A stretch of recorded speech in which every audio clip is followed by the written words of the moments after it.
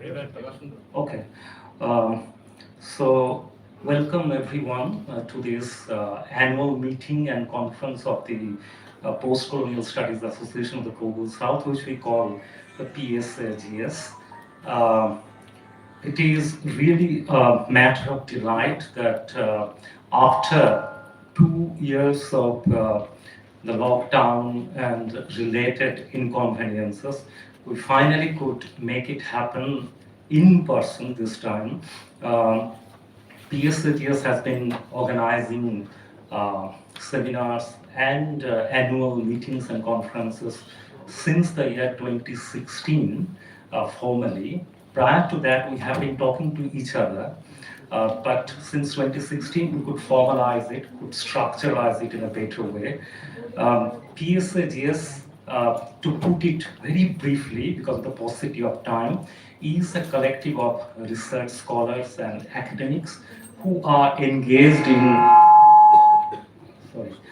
in studies related to post-colonial studies, South Asian studies research, and latest interventions in this field. We regularly meet and talk with each other and engage with recently published works, scholarly works in this field. And in that connection, we keep in touch with scholars who are working in these domains. And that can explain how we could land up inviting scholars like Ayesha Irani, Talpas Rajpurohit, and Dhamika Herat, and others. We are also delighted to have, and Professor Shoptinath Jha, and we are also delighted to have with us today Dr. Orithro Mujumdar, who is Associate Professor of English at Houston University. Orithro has kindly accepted our invitation to moderate the first session with a very short notice, so we are grateful to him. We are grateful to all the invited speakers that we are able to host them today, and they also accepted our invitation so kindly with a short notice. Now, last year, the thematic of the PSAGS annual meet was critical histories and transcultural theories. From that, you can understand that how we have been trying to widen the frame, that it's not just one history, but critical histories in the plural sense. And we try to keep in touch with the unfolding scenarios, debates and discussions in the domain of critical theory, South Asian research, and we try to respond in academic ways on recent issues involving our existential concerns and everyday living, political issues, socio-cultural issues. And keeping track with that, we could see that Ayesha's new book has created ripples in the academic circle. And we studied that every year. We make it a point that we study and then we meet so that we can engage with the scholars in a better way. And Shoptinath Jha's scholarly work on the Bowls legendary, we all know about it.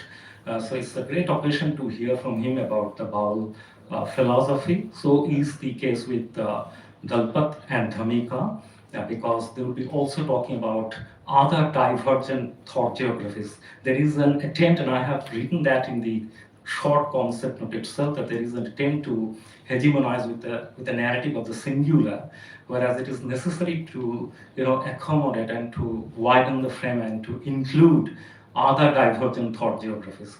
With that note, I would not drag it further. I welcome and thank all of you to be here. I also thank profusely my host institution, Institute of Language Studies and Research, my colleagues there, the director, Dr. Shati Guho, the finance officer, Mr. Devashish Dotto, and all the others, the vice chairperson of the Higher Education Council, and all the other colleagues in the Higher Education Department, because they could make it possible.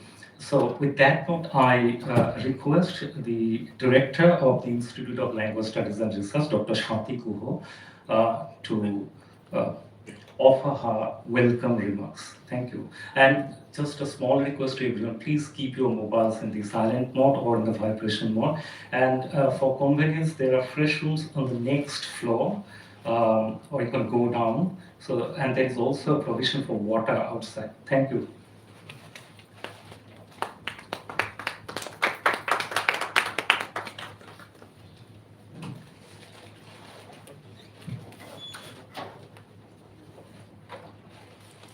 Thank you, Professor Anindya Pulkar, and warm greetings from Institute of Language Studies and Research, ILSR Kolkata, which is a premier center of excellence disseminating advanced knowledge in language studies, translation, and cultural research.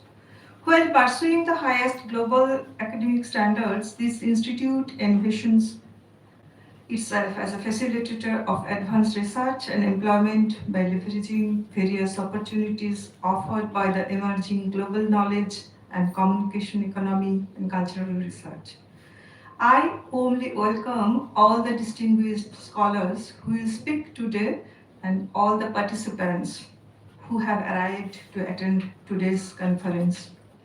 I'm honored and delighted to welcome eminent scholars like Professor Aisha Irani, Professor Shaktinath Jha, Dr. Dalpat Singh Rajpurohit, Dr. Pavan Kumar Malreddy, and Dr. Dhamika Hera, and Professor Oritra Mojumdar, and many other distinguished guests and scholars who are present here today.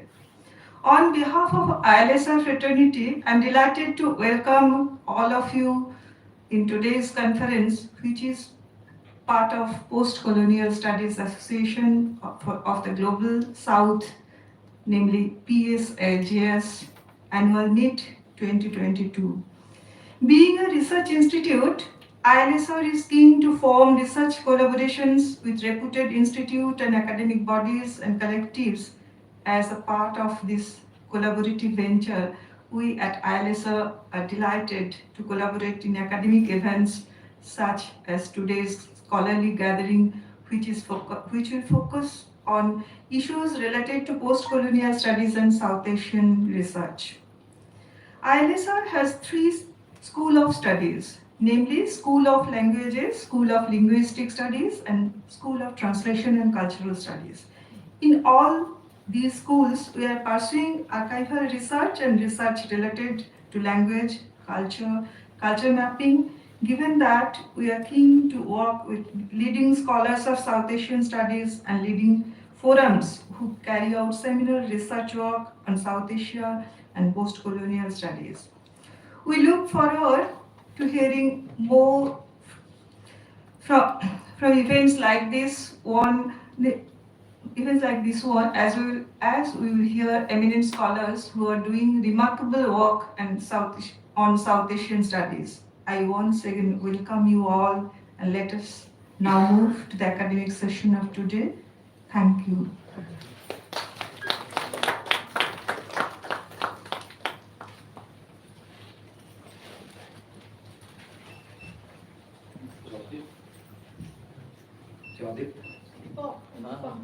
Sorry, Deepak. এখন যিনি বলবেন উনি অনলাইনে বলবেন।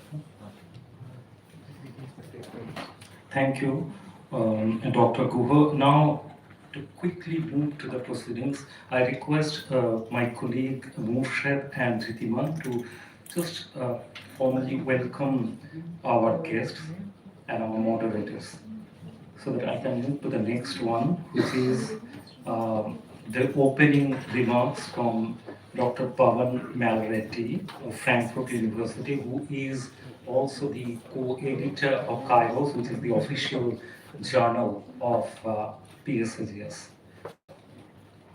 Pavan, am I audible?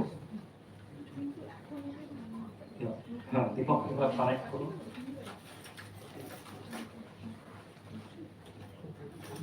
Just for a minute, Pavan.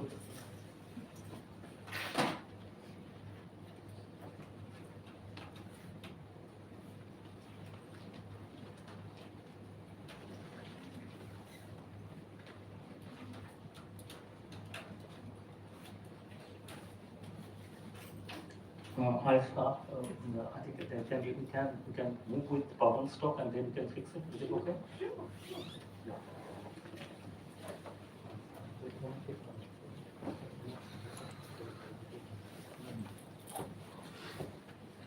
লিঙ্কে চলে যাও, লিঙ্কে যাও।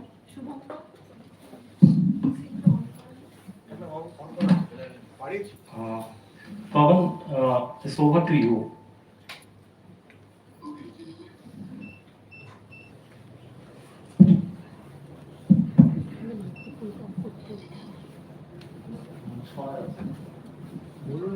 ফিগারটাকে বাড়ানো যাচ্ছে?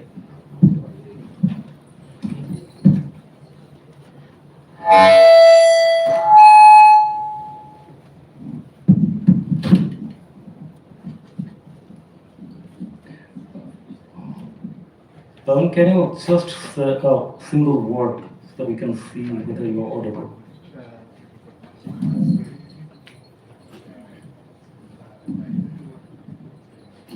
Still not audible.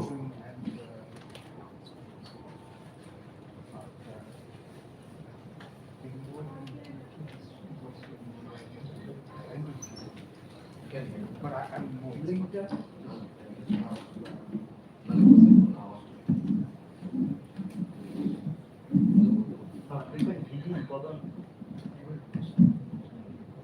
Pawan, am I audible? Can you hear me?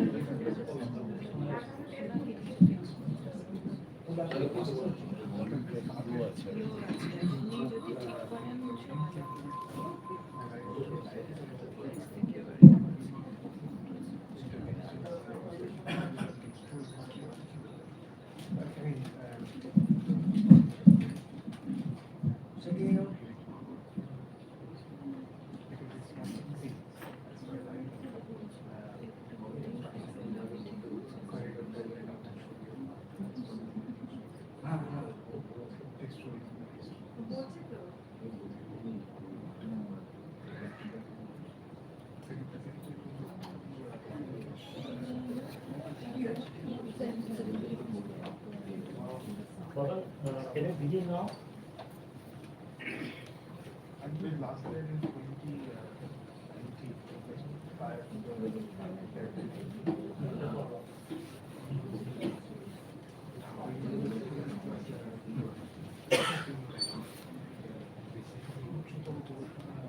Yes. Pawan, go on.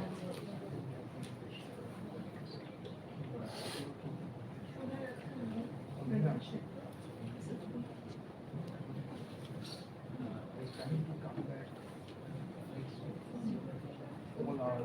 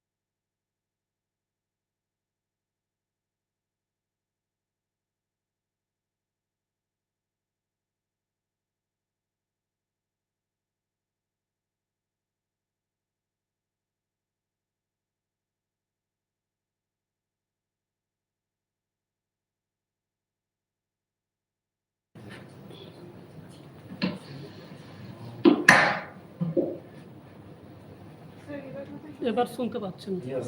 Pawan, you can now proceed. I think we can hear you now.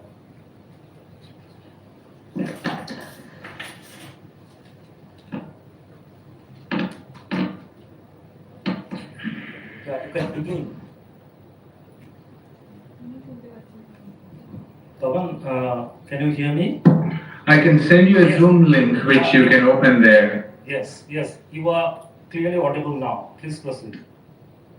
I don't think this is working. Now it is working, Pawan. We can hear you clearly. अच्छा एक minute एक minute ये कोई system check कर Google meet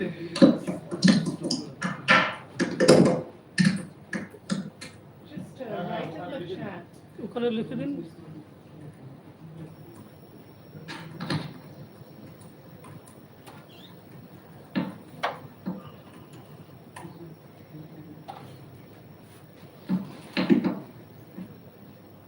I think this is just eating up your time, guys, so I'm so sorry this is not working. Can you hear me now? Okay. Okay. Okay, great, thank you. So, should I go ahead? ওইটাকে কেটে দিন ইয়েটাকে কেটে দিন So if maybe you can mute your mic there. Sir ওটাকে কেটে দিন ইয়েটাকে Okay, if I'm not audible, just type it in the chat so that I know that I'm not audible, right? Okay, so thank you so much for having me here, and at the request of, I hear a bit of a resound, but that should be all right. Okay, at the request of Anindya, I will say a few words about PSAGS and Kairos. Anindya told me that PSAGS originated about 6 years ago, at around 2015 and 16, and they called it was a few university-based intellectuals in Asansol who called themselves curiously Alpasankhok, and this diminutive self-proclamation puzzled me. You know, I thought it was some kind of lost underground intellectuals planting their flag of PSAGS somewhere in rural Asansol. And Alpasankhok reminded me of a book by a famous post-colonial intellectual titled Fear in Small Numbers. Then again, it also reminded me of Walter Benjamin's famous quotation, something to the effect that historical construction is dedicated to the memory of the nameless, who are mostly relegated to the footnotes, but it is in the footnotes where the history lies. I was invited to join PSAGS, interestingly, as part of Kairos, which originated in 2016. So the birth of PSAGS and Kairos is like a twin birth, and Kairos became a flag journal, and I was tasked to, along with Anindya, write aims and objectives of Kairos, which also became the aims and objectives of PSAGS. Can you hear me still? Message করতে হবে ওখানে হলে yes Yeah? Can you type? You can hear me? আপনারা ভিডিওটা on করে ওখানে না বাসায় Can someone type if you can hear me? I don't want to speak. Okay, all right, so I won't ask again.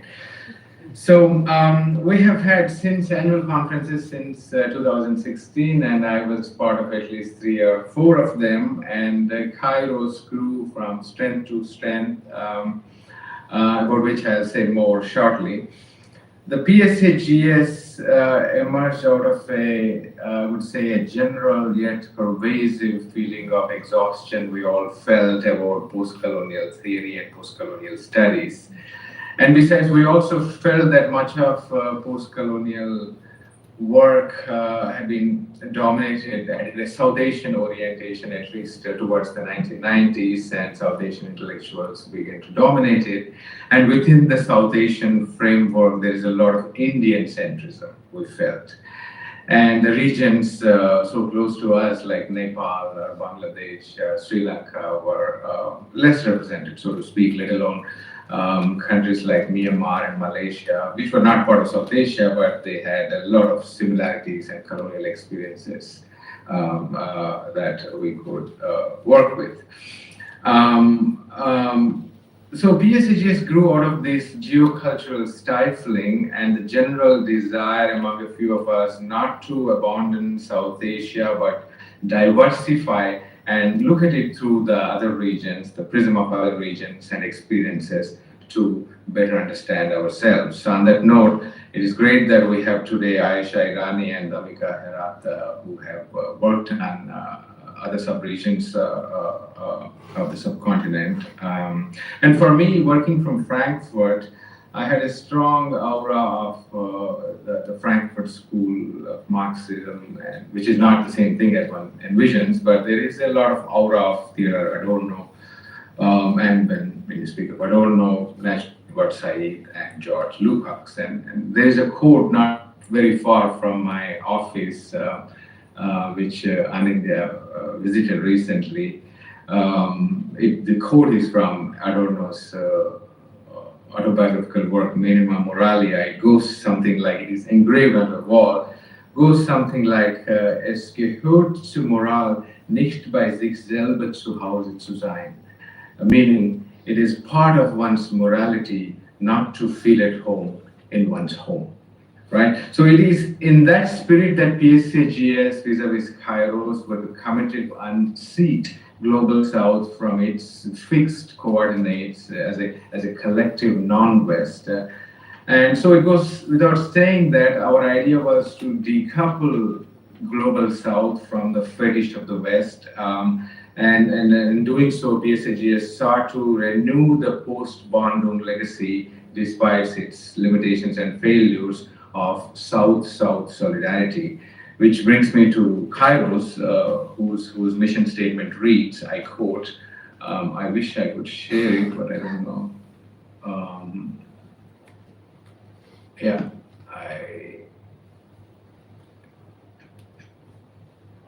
Can you see?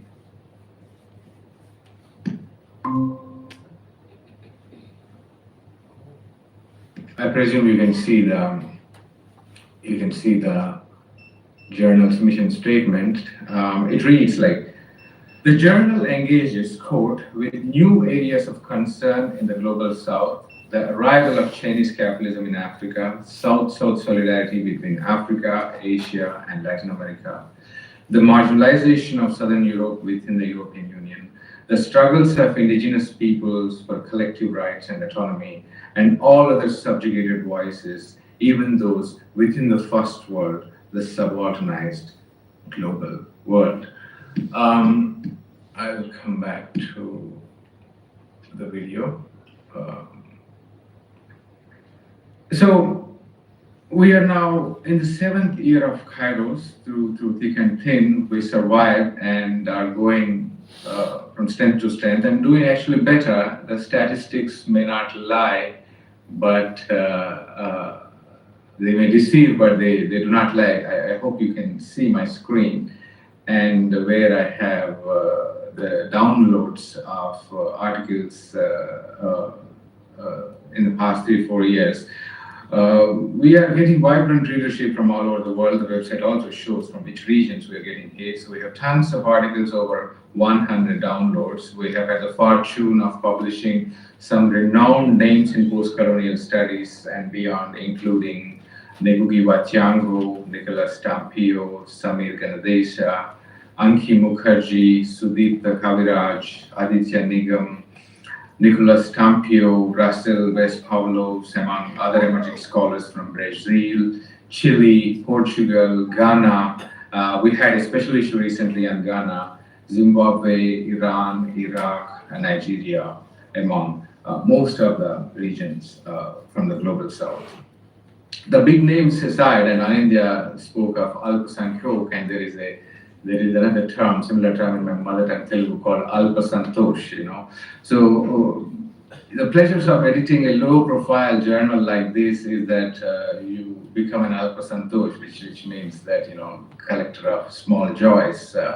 And as you become, you know, familiar, and you start discovering new talent where you are least expecting it. And a few years back, I read a stunning ethnographic essay by an independent scholar named Sanchali Sarkar on the intersectional reading of struggles of women in women-only trains in Kolkata. This unpretentious, brutally honest essay, rich in its ethnography, uncluttered in thought and organization, is simply one of the best essays I've ever read and edited, which showcases the young talent nurtured in our universities. And I congratulate Anindya and his colleagues for their commitment and bringing up younger scholars to the journals and giving them exposures through events like this. We have so far been publishing a single issue per year, but starting this year we'll be doing 2 issues and we will have multiple challenges ahead. We have enough submissions, but we don't have enough human power. Kairos, like PSAGS, is a zero budget and zero carbon footprint journal. It is a lot of work and all editors work on voluntary basis. We need more hands and brains at work, and we are struggling to diversify the editorial board. At present, our editorial board is all men, and we do not much like that. It is not for the lack of trying. We had a woman editor who left the academy after her great services by a high man, and we have tried to recruit a woman editor, a scholar from South Africa, but we weren't successful because women scholars are also busy. If you have an interest in working with us, please speak to Anindya or anyone associated with the journal during the break and send us your ideas. And we have an editorial board which has been, since its inception, we have been planning to diversify it and revamp it a bit, and some of the individuals in this board having served as have since retired and became more passive, or not any longer in the academy. So there is also that opportunity for you to serve on the editorial board. If you have any suggestions, please let Anindya know. And we have also recently recruited 2 editors, one from Syracuse University, Andrew Ridgway, the Tanaka Chidora from University of Zimbabwe, as 2 associate editors, and they are doing fantastic work, and we thank them. Without them, we would have been able to publish the last 2 issues, and this is what our archives look like. And we recently published an issue called Emergency Literature and Emergency Aesthetics. And for the PSAGS, much work needs to be done. We need to check out a strategy to make its activities more visible, and we need to diversify membership base, perhaps introduce a free fee model. And we also plan to offer awards and scholarship and travel bursaries for students who are in need. I just secured some operational funds for redesigning the PSAGS website, which is basically bare bones at the moment, and that is a start for us. I also ask you to discuss if you have any ideas on how to improve PSAGS with the members who are on site. At the moment, Anindya and I are working on 2 projects stemming directly from our collaboration with the PSAGS and Kairos. One is a book we are co-authoring for the Massachusetts University Press titled Unarchived Social Change, Ambedkar, Digua, and Fanon. And we are planning a 2-part international conference tentatively titled Convergences, Global South Consortium for Critical Theory. The idea of this conference, which one part we plan to hold in Frankfurt, one in India. The idea behind this conference is to bring Frankfurt School critical thinkers in dialogue with Global South intellectuals. Anindya will have more to say on that, and I think my time is up. I thank you all for listening to me. Over to you. Thank you, Pawan. Can you hear me? Yeah. He's telling Thank that you. we all clap. Pardon? He's telling that we all clap. Yeah, if you couldn't hear that, the audience make it a point to say that all of them clapped. They are very happy with your note. And I'm sorry because of this technological, problems in the initial stages.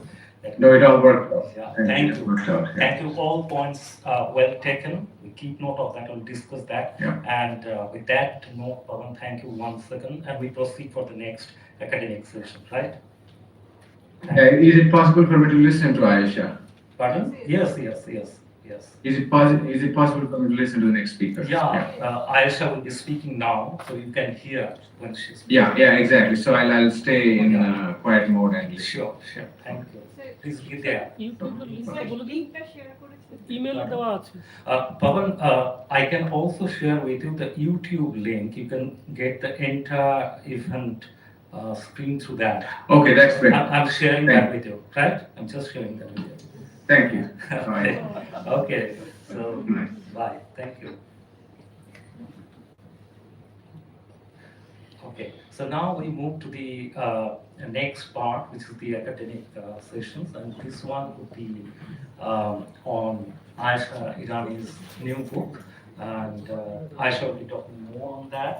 And I invite Aisha on the stage, and Auditro Majumdar will be moderating this session. We have made a slight change because there is a power cut issue with Dalpat's end, so I requested him to slot in post tea break session. So we can go with this, that first Aisha will present and then we'll have the talk of Professor Shakti. So Aisha.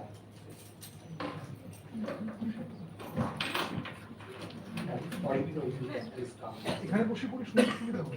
Okay, so you can begin and then you can go down. না না ওটা সামনে বলছি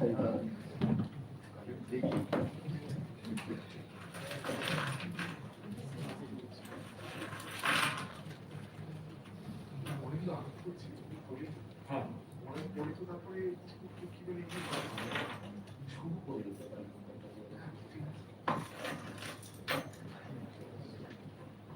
আচ্ছা, you have it saved in your email? Not in your computer.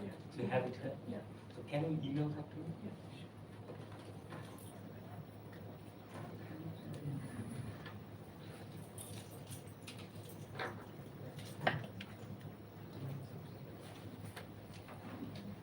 Mosharraf, শ্রীপতিকে একটু পকেটের email অ্যাড্রেসটা থেকে সেটা পাঠিয়ে দিতে পারে। হ্যাঁ ইমেলে রিপ্লাই করে সবাইকে পাঠিয়ে দিয়েছি কালকে না, ওটা না, পকেট। আচ্ছা ওকে পাঠিয়ে দিচ্ছি I think it is না ওখানে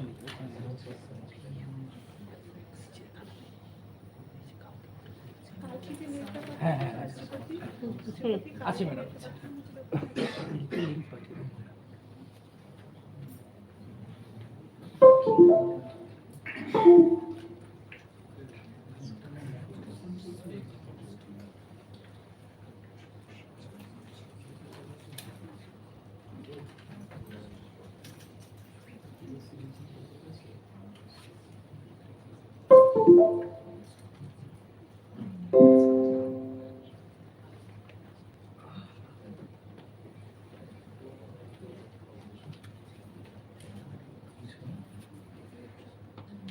presentation. This one.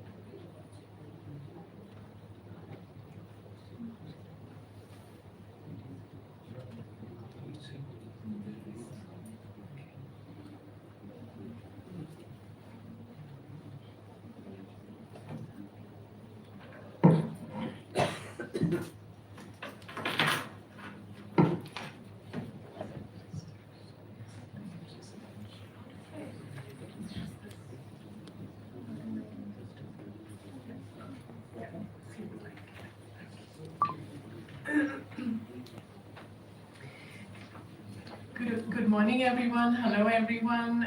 Thank you for being here. I would like to thank Professor Ananda Purkayastha for inviting me to give a talk here, and to Dr. Shati Guho for her hospitality and for having us here. So it's been a while since I have spoken in the midst of Bangla speaking peoples about my work. So it's an honor to be here, but it's also a little bit daunting because, you know, everyone here knows the geographies, the languages, and the life worlds of Bengal more intimately perhaps than even I know them. So you'll have to bear with me as I talk about my book.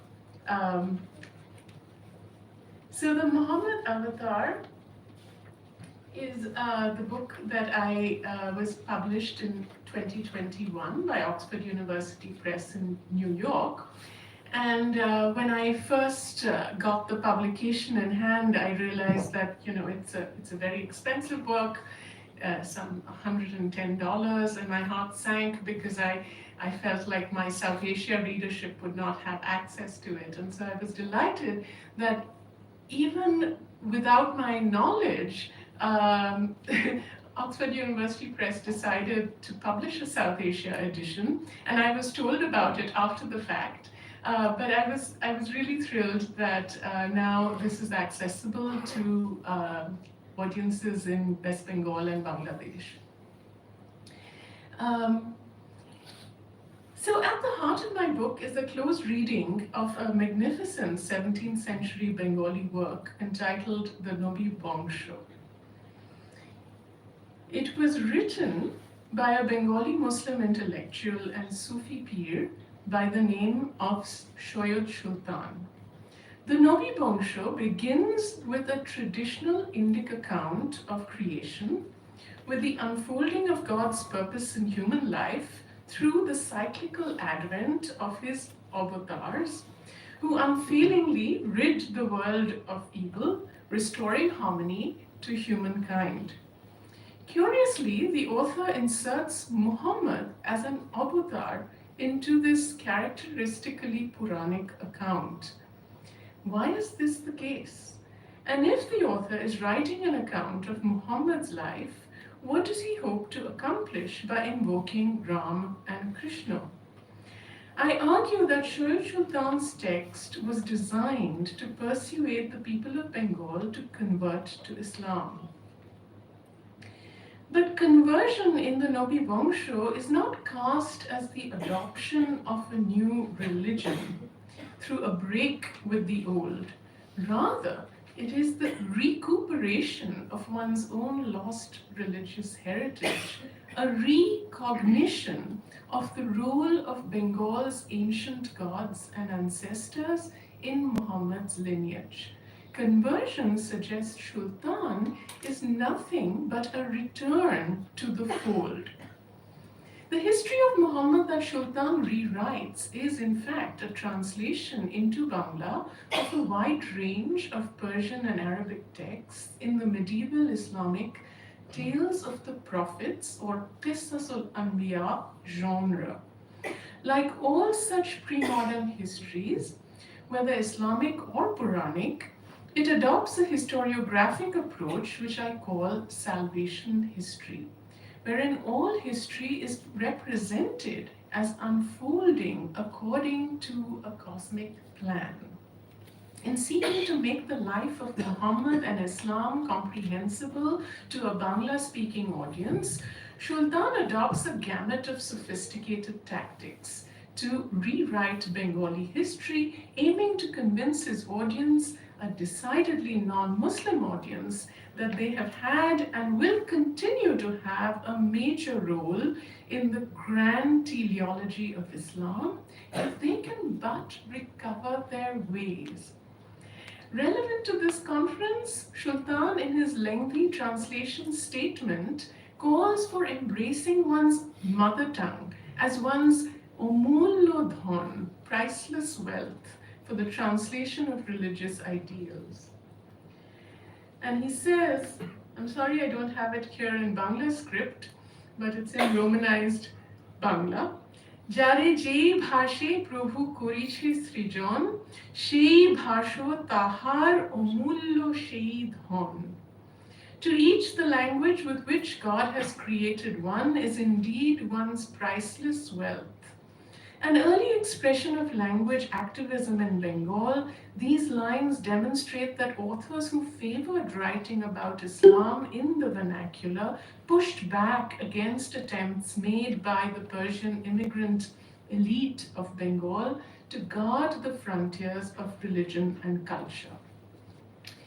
If the measure of a successful translation of Islamic teachings, as the Nobi Bongsho itself proposes, is its ability to convert new peoples to Islam, how does this text seek to attain such a seemingly implausible desideratum? At stake here is not whether a single text can indeed accomplish religious conversion, but rather how a text might harness the power of vernacular translation to inspire such monumental societal change. I show how the translation of salvation history has the potential to transform a people's imagination by altering the stories that matter, the cultural memories and myths that mold identity, and ultimately the dogmas that are foundational to religious doctrine and faith. I explore the multiple ways in which translation infuses new meaning into received traditions, the potential challenges the author faces in doing so, and the interpretive procedures he mastered to create a tour de force of missionary writing. Indeed, his translation is anything but simple, for Sultan was attempting to naturalize an Arab prophet and his history and doctrines into a Bengali universe. Though the author's translational strategies will begin by demonstrating how Muhammad and Islam fit into the cultural and ideological landscape of Bengal, they will end by displacing traditional understanding with a new reading of Bengal and Bengalis into an all-encompassing Islamic world history. But who was Shoyat Sultan? What world did he inhabit? And what spurred him to take up his pen as a tool for social transformation? So let's start off by setting the scene. Let me paint for you a verbal picture of the geographical, political, and cultural context in which Shoyat Sultan wrote his Nobi Bongsho. Shoyat Sultan was a late 16th, early 17th century Muslim intellectual who lived in the region of Chittagong. During his lifetime, and here I've highlighted in blue, Paragalpur and Chakrashala, these were the two places associated with Shoyat Sultan's lifetime, and they're associated with his life. So during his lifetime, Chittagong was under the rule of the Theravada Buddhist rulers of Arakan, as many of you here know, a region in today's Myanmar. These Buddhist kings lived in the shadow of the sultans of Bengal and cultivated themselves as would-be sultans. They ruled over a cosmopolitan yet Islamicizing court, which drew upon the intellectual, administrative, and martial talents of numerous Bengali Muslims to enhance their kingly authority and the prestige of their court. Now, for several centuries, Chittagong had been coveted for its bustling port on the Bay of Bengal, and up until 1588 or so, had been a bitterly contested region, contested by three regional powers: the Muslim rulers of Bengal, the Hindu kings of Tripura, and the Buddhist rulers of Arakan.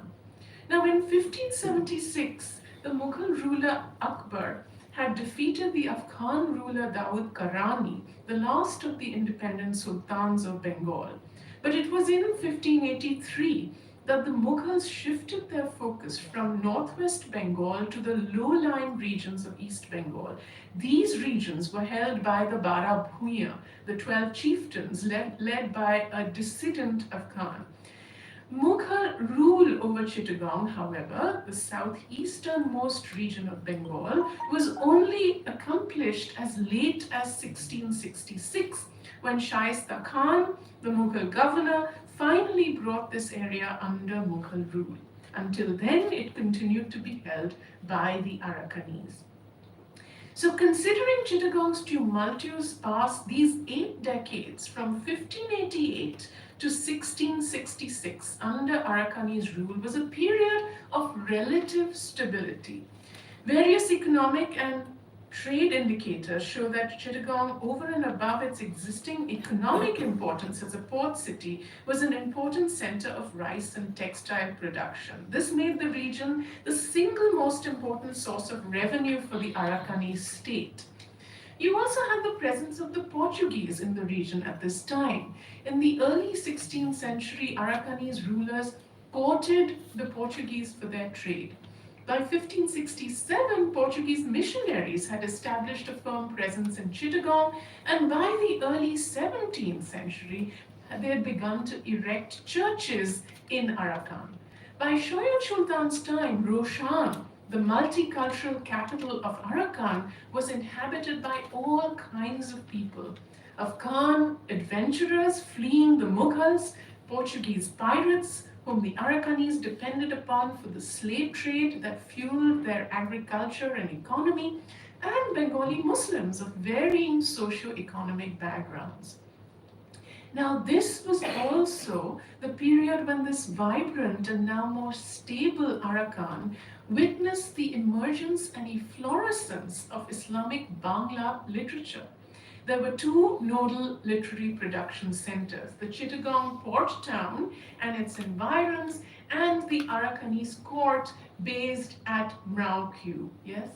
So you can see that, I don't know, my cursor, oh, you can see my cursor. Okay, so Mrauq and the Chittagong port town itself. These were the 2 nodal points where our, Islamic Bangla literature was being produced. So the vast majority of these early modern East Bengali Muslim authors, among whom Shoyat Sultan was a pioneer, wrote independently. They were usually affiliated with local Sufi orders and were interested in transmitting Islamic teachings to the local peoples who were largely unlettered in Persian and Arabic. As a result, they were keenly involved in the translation of Perso-Arabic works on Islamic doctrine and ethics into Bangla. So a select few, a very few, such as Daulat Kaji and Shoyat Alaul, gained patronage at the Arakanese court. This literature produced for courtly patrons largely drew upon the Persian and Awadhi Sufi storytelling traditions. Now, whether in courtly circles or in rural Chittagong, Islamic Bangla texts participated in an oral literate culture. Yes, a combination of the 2. These texts were transmitted to literate and unlettered audiences alike via oral recitation and song. And I don't need to sort of emphasize this for this group here, but still it's important to register. In tandem with oral transmission, these texts variously harnessed the Bangla and Arabic scripts and the technologies of the early modern book for their circulation and preservation. Most significantly from my account, the texts that emerged from Arakanese Chittagong were constituted by and constitutive of the very historical moment that witnessed the most intense Islamization of Chittagong's rural populace. So that by 1872, when the British conducted the first census, over 70% of Eastern Bengal's population was determined to be Muslim. The question is, how did this gradual process of religious change take place? Now, Richard Eaton has proposed a frontier model which suggests a coincidence between the riverine, the agrarian, and Islamic frontiers within the political context of Mughal Bengal. While the river systems of the Bengal Delta drifted eastward, the Mughals, in order to increase their tax base, provided land grants to local pioneers prepared to clear the forested hinterland of the eastern delta. Many of these men were Muslims who participated in the transformation of the frontier landscape. If they offered the bounties of agrarian cultivation to local peoples, they also built village mosques and local Quran schools, which became the nodal points of Islamic identity and its articulation in the East. As a result of such pragmatic interventions, Richard Eaton argues, these interventions that improved the lives of frontier peoples, many such pioneers came to be established in local memory as charismatic guides or Sufi peers. For these reasons, Eaton tells us peer worship was a pervasive feature of Eastern Bengal's religious landscape. Now, in my study, I strive to refine our understanding of Bengal's Islamization by foregrounding the Nobi Vangsho, the Prophet's lineage, which is the first major work of Islamic doctrine to be written for Bengalis in their mother tongue. Rather than writing a history of how conversion to Islam happened in Bengal, a factual history pieced together from epigraphic, documentary, art historical, geographical, archaeological, and other evidence, I focus on Shoyat Sultan's Nobi Vangsho to uncover how conversion was remembered and represented to have happened. For it is in the particular ways the past is memorialized and mobilized that lie the aspirations for a particular future for those who memorialize it. Now, the Nobi Vangsho isn't a typical biography. It is a typical biography of the Prophet Muhammad. It's not typical. So let me describe the text for you to explain what is remarkable about its language, its metaphors, and narrative approach. The Nobi Vangsho putatively translates the Arabo-Persian genre of the tales of the prophets into Bangla. Traditionally, this genre begins with creation, and this is rather small, I guess, on the screen, but it begins with creation.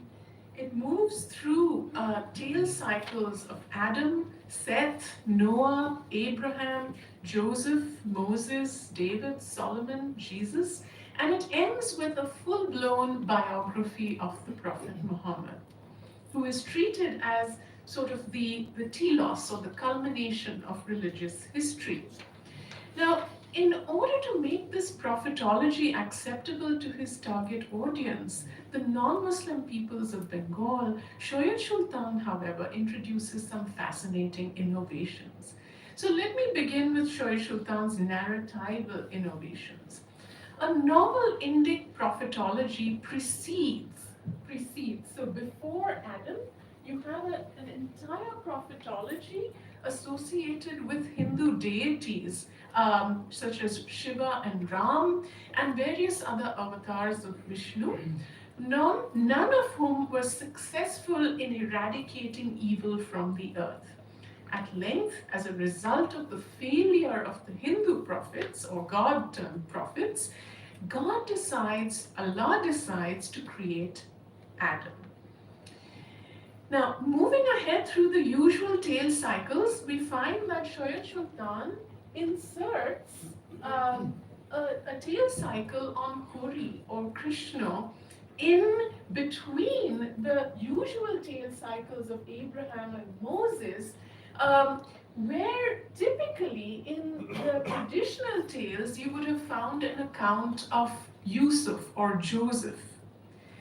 Now let us discuss some of the Nobi Vangsho's language innovations. So I'll come back to the various things he does, but let's first discuss some of his language innovations. And I've put this chart up here, which we'll discuss in a second, so I'll turn it off so you don't get distracted. Okay, so first of all, let's think about the process of missionary translation. Now, translators of religious texts generally have to choose whether they prefer to foreignize their translations, that is, retain key doctrinal terms in translation. So if the term is Allah, then they choose to retain it in as Allah even in the Bangla translation, thereby introducing foreign terms to the target language, which in this case is Bangla. The other option is for them to find appropriate cultural translations, which are known as dynamic equivalents in the target language. Now, Sultan wisely chooses the latter approach. So, the term Nabi, so in his search for dynamic equivalents, he uses the term avatar for Nobi. And why is this? Because like the avatar, both come in age after age to save humankind from error and moral decline. So the characteristic of a dynamic equivalent in translation is basically a word that shares characteristics with its original source word, right? So this is the characteristic that avatar and Nobi both share. And so avatar is the dynamic equivalent of Nobi. So similarly, the term Allah itself is translated as Niranjan, the stainless one, a term that is again familiar to Bengalis, particularly to the Vaishnavas, yet it shares characteristics with the Islamic understanding of the Godhead as being untainted and immaculate, right? So this is a reason why it is a dynamic equivalent. Now, let me now tell you a bit about, so if I went back to this previous slide, this slide, it goes into a lot of detail, but what I'm trying to show here is that the Nobi Vangsho comes from a series of various Qissas Anbiya, one produced by Al-Kisai, another produced by Al-Kisai wrote an Arabic work on the tales of the prophets. Nisapuri and Juwairi wrote in Persian on the tales of the prophets, and they themselves borrow from Balami's Tarikhnameh, and Balami himself borrows some parts of his Tarikhnameh from Tabari's Tarikh al-Rasul wal-Muluk, which is this very important and seminal work from the 10th century or so. So what I'm trying to show is that the Nobi Vangsho, the various tales of the Nobi Vangsho, from Marija to Adam to Abraham, Musa, Khidr, and Muhammad, all of these tales borrow some parts from different tale cycles produced in the Arabic sphere in terms of Kisai, produced in the Persian sphere from Nizapuri and Juwairi, and these themselves are borrowing from older Persian and Arabic traditions. So, plus the Nobi Vangsho is also borrowing from oral sources about these various important prophets. Okay, so let me now talk a little bit about the Syed Sultan's audience and how he went about making the life of the Prophet intelligible to non-Muslim Bengalis, to whom even the notion of a prophet sent by a monotheistic God was quite unfamiliar. So Shoyat Sultan's addressees are the people of Bengal. The majority of them are non-Muslims, though there are Muslim neophytes as well. But through the writing of the Nobi Vangsho, he is hoping to invite more Bengalis to his faith. He himself tells us that he wishes to steer Bengalis away from the popular tales of the Hindu deities Ram and Krishna and regale them with the stories of the Prophet Muhammad. The polemic around Krishna in the Nobi Vangsho suggests that Shoyat Sultan considered the Bengali Vaishnavas to be his greatest opponents. So his writings were also aimed at convincing them about the error of their ways. So to do all of this, Shoyat Sultan adopts a range of sophisticated rhetorical tactics to rewrite Bengali history. He aims to convince his audience that they have had and will continue to have a major role in the grand teleology of Islam if they can somehow recover their ways. He wants them to recover their ancient tales of their origins that have now been lost to them, and wants to remind them of these tales. The tales he tells them of their past is one that recasts Islamic prophetology to include Hindus and their deities into the Islamic fold. Now, this then results in an altogether novel approach to missionizing. Shoaib Sultan casts conversion to Islam not as a break with the religious traditions of one's forebears, but rather as a recovery of the true religion of one's ancestors, if one could but correct one's understanding of one's religious past. Now, how does he accomplish this? His narrative innovations to include Hindu avatars in an Islamic prehistory of the prophets is one way to persuade his audience that the Hindus were the forerunners of Islam. Also, it's important to remember that for all practical purposes, when the Nobi Vangsha was being performed in Bangla, it would have sounded like an ancient Hindu tale, a Puran, a tale about Vaishnav avatars rather than prophets, since the term prophet was itself translated as avatar, right? So the tale cycle of the god turned prophet Krishna is also an interesting case of persuasion. Here, the stories of Krishna's early life are retold from the viewpoint of Islamic morality. Krishna's cosmic play with the married women of Raja, his devotees, are castigated as sinful acts. Now, here lies the tension. On the one hand, Sultan's narratological and rhetorical strategies undercut the Krishna avatar by first recasting his acts as reprehensible, by imposing on the avatar the Islamic valence of the Nobi as a morally upright human figure guided by God's command. In helping Krishna's disciples see the avatar as debauched, he positions Islam and its prophets as morally superior and implies that salvation can be achieved through the upright example of the Prophet of Islam alone. Yet, on the other hand, the author has appropriated the term avatar for Muhammad himself. In underscoring commonalities between the Krishna avatar and Nabi Muhammad through their respective narratives and missions, he wants to downplay this difference and make Muhammad a familiar figure. Sultan is careful to tell us, however, that the Nabi is created by God and sent down to reform humankind. This is, of course, because the avatar in the Vaishnava understanding is considered to be a direct descent of the Godhead. The theory itself is therefore untenable with avatars in an Islamic prehistory of the, it's untenable because, lost my place. Because in Islamic doctrine, the acceptance of the theory would be tantamount to shirk, associating others with God. And because of this, Sultan is keen to confiscate the Vaishnava doctrine of the avatar. He is eager to construct in its place an Islamic ethical framework by emphasizing all that the Prophet of Islam is not.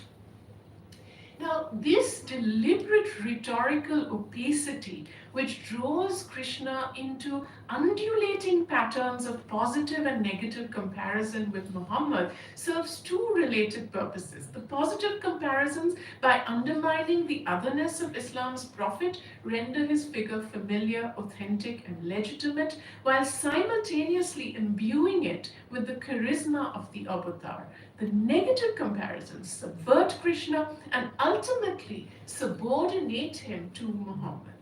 So though Shoaib Sultan begins by inserting an Arab prophet into a Bengali poetic imaginaire, he ultimately accomplishes a wholesale incorporation of the Hindu gods into an Islamic prophetology. As for Krishna, who is the supreme deity of the Bengali Vaishnavas, he manages to displace him altogether by giving him a central but grudging place in his new prophetology.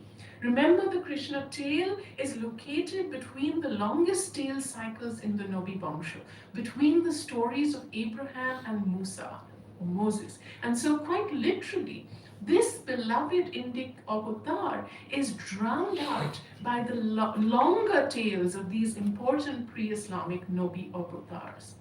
In all of these ways, Shoyat Sultan succeeds in establishing Islam and its prophet as Hinduani, authentically Indic and Bengali, and in doing so expands the ontological and epistemological structures of the Bengali imagination. This enables Hinduani peoples to see themselves as the original forebears of Islam as part of an Indo-Islamic salvation history wherein their scriptures predict the advent of the Muhammad avatar, the avatar of the Kali age. While he acknowledges the Hindu gods as the forebears of the traditional Islamic prophets, giving them a primal place in Islam's prophetology by the teleological logic of salvation history, wherein the last prophet is the best of God's creation, the Hindu avatar Nobis are relegated to a murky past whose faulty teachings must be replaced by newer, better ones. By such manipulation of the Hinduani imagination, Sultan effectively enables a conversion of its peoples to Islam. Sultan thus succeeds in achieving the very goal he believes all scriptural translation should accomplish. So, what does the Nobi Vangsha tell us about the character of Islam in Bengal? And here I'd like to emphasize 3 points. One is that the Nobi Vangsha is firmly situated in this oral literate culture. It should be emphasized that literacy was confined to an elite few, and the text would have primarily reached its rural audience through performance. The Nobi Vangsha aimed to bind its audience into a cohesive ummat, centered around the author as guru, the immediate locus of charisma, himself positioned along an axis of spiritual authority that reached back into the Islamic past to the Prophet Muhammad and the line of pre-Islamic prophets through the Nur Muhammad to Allah himself, or to Allah. My explorations of the text of the Nobi Vangsha that follow its oral literate culture should be read within such practices of authorship and authority that were both constituted by and constitutive of a Bengali Islamic community of believers. Now, as one who understands the Quran's, Shoyat Sultan feels obliged to spread its message. Ostensibly motivated by pious fear of God, Sultan is actively engaged as a peer author with issues of Islamic identity construction in the Bengali socio-cultural milieu. He desires to strengthen his community's understanding of Islam and invite others to the faith in a very complex religious world, wherein those with Islamic affiliations, as we well know, certainly those who self-identified as Musalman, were presumably still a minority. Now, the Nobi Vangsha itself seeks to categorize peoples into traditional categories of the mu'min, the believer, the kafir, the unbeliever, and the munafiq, the hypocrite. And Shoyat Sultan has a great deal of, spends a great deal of time focusing upon the final category, the munafiq, the hypocrite. Why is that? Because he fears for them to backslide into their previous ways, yes, into their Hinduani ways, when they should be actually now fully Musalmani. So this was even more of a threat in this pre-colonial world, because religious groups, as much as linguistic groups, as much as geographical boundaries, were fuzzily conceived. And so it was, group boundaries were not precisely defined, and so they could transmute gradually and easily.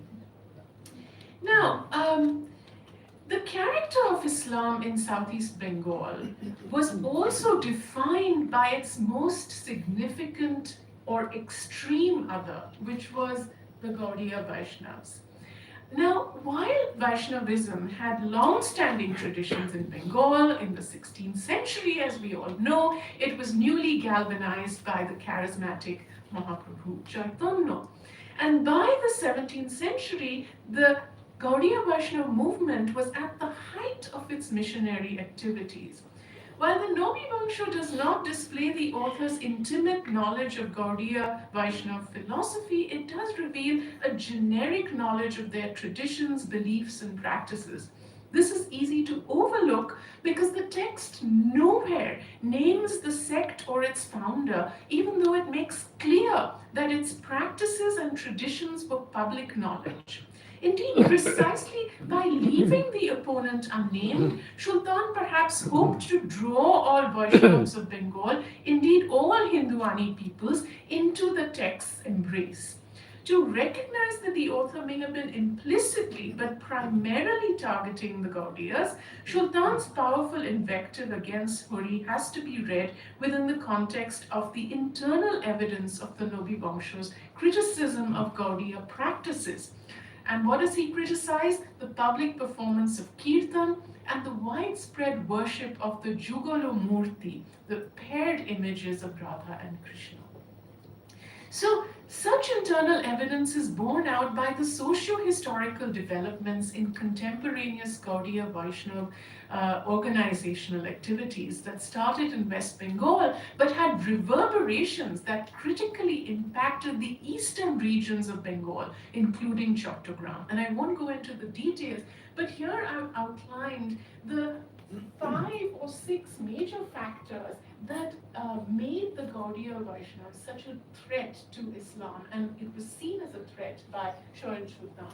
So first of all, of course, public expressions of devotion through Sankirtan, temple building activity was at its height, organization building activities such as regional outreach and the celebration of festivals such as the great festival at Kheduri. Also, there was easy access to initiation by all people from all backgrounds. And Gaudiya Vaishnavism welcomed those disadvantaged by caste, particularly those who belonged to low caste and lost caste backgrounds. And also you had the authority of the Goshais over the Vaishnava Mandalis in the villages, which was parallel to what was happening in the Muslim side, of things, where the mullah or the pir would be the head of, he would adjudicate legal situations as well, land disputes, frontier settlements, and so on and so forth. So in the anarchic frontier society of the southeastern delta of Bengal, these people, the Goshais and the mullahs and pirs, played a very, very important role in adjudicating frontier settlements. So for all these reasons, Islam was constructed by the other, and the other being, one could say the extreme other could be Gaudiya Vaishnavism.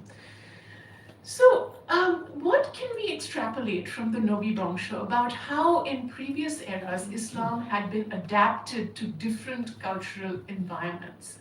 So in my work, I seek to answer this question through the lens of translation. Sultan seeks to unite his community around the book of the Quran that he has translated for their benefit. Even though translation of the Quran never took place in Bengal until the modern period, right? Girish Chandra Sen's was the first translation.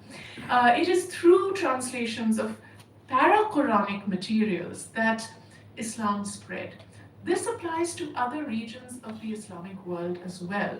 So 3 para-Quranic genres were extremely popular in the medieval Islamic world. The Tales of the Prophets, the biography of the Prophet Muhammad, which could be considered an independent genre, but could also be considered a subset of the Tales of the Prophets, and a final subset of the biography of the Prophet, which also later became its own independent genre, which was the literature that developed around the Prophet's Isra and Miraj, his night journey from Mecca to Jerusalem, and his ascension through the seven heavens. So this literature, these three genres then became crucial in the spread of Islam in other cultural environments as well. Translation into the vernacular was the means by which local teachers could both make the unfamiliar prophet familiar, and translation was also the means by which local heroes and or deities could be assimilated within the Islamic fold. So in the Persian tales of the prophets, for example, you see how pre-Islamic Persian kings like Jamshid and Khayyumars came to be assimilated within the tales of the prophets. And Shoyat Sultan follows the same impulse that he learns from the Persian translators of the tales of the prophets to incorporate, in Bengal's case, local deities within Islamic prophetology. Now, what significance now does the Nabi Bangsho have today? Why should we read it? So I asked this question, and a scholar who was conversing with me, Professor Niall Green, asked this question to me, and I thought it was a very relevant and important question to answer, because by the 19th century, Shoyat Sultan's Nabi Bangsho had really completed performing the cultural work it had sought to do. Its author had set out for it. That is, it had set into motion processes of religious change. But by 1872, as we know, as I mentioned earlier, East Bengal's population was 70% Muslim. Now, by the turn of the 20th century, this text had lost its meaning for modern-day Bengalis. It had been pushed into the shadows by Muslim reformers in colonial and then post-colonial Bengal. Muslim reformers now considered it to be a syncretistic text. That is, it was not properly Islamic. It was not pure Islam. It presented a Hinduani Islam. They sought to retranslate the tales of the prophets into Dubhashi Bangla, into a language and idiom that in their eyes made their new translations more authentic than Shoyat Sultan's. So consequently, despite its great popularity in manuscripts and verbal performances from the 17th to the 19th centuries, it wasn't actually printed until 1978. So let me answer why we should go back to this text, why we should read it, what is the significance of it for us today as modern readers. So the Nabi Bangsho, as I hope I have shown, is an astonishing work of missionary literature. Its importance lies in its extraordinary strategies of persuasion. Now, one of several reasons why Islamic Bangla literature has been overlooked by Bengali literary historiographers in their nationalist historiographies is because much of it has been categorized as Onubad Sahitya, translation literature. This label in and of itself is not problematic. What is troubling is the fact that Onubad Sahitya is framed in opposition to Maulik Sahitya or original literature. This is problematic for two reasons. First, such a binary between Onubad and Maulik presumes the derivative, tired, and secondary nature of translated literature as compared to the original literature, ignoring its primacy in the target culture and undermining its originality and power when it broke upon Bangla's literary horizon. Translation is one of among many forms of rewriting, such as histories, anthologies, summaries, editions, commentaries. These are all different forms of rewriting. Translators, like other rewriters, as André Lefebvre has observed, are the people who really construct cultures on the basic level. And this has indeed been overlooked by literary historians because as a monumental yet simple fact, it is supposedly transparent. Yet translation, as Lefebvre reasons, opens the way to what can be called both subversion and transformation, depending on where the guardians of the dominant poetics, the dominant ideology stand. It is a mistake, therefore, to underestimate the exceptional power that the Nobi-Bongsho as a translation played in the process of religious socialization and identity construction, especially when one considers that most early modern Bengali auditors would scarcely have had any linguistic access to the originals available to the translator. For all practical purposes, the translation, as Derrida notes, becomes the original. Now, the second reason why such a dichotomy is problematic, and these are my sort of closing remarks, is that the concept of the original, as Susan Bassnett notes, is a product of Enlightenment thinking, a modern invention. Medieval European authors, she observes, had a far more open attitude to translation, and writers do not seem to have operated with a binary opposition between translation and original.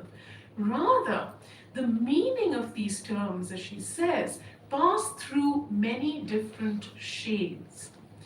This observation also applies to the context of medieval and early modern India. Yet the modern day Eurocentric assumption that translations can be identified as such, that translation theory has defined the objects of its study, is precisely why many present-day readers might hesitate to apply the category of translation to Sultan's Nobi-Bongsho. They may prefer categories such as adaptation, transcreation, or retelling.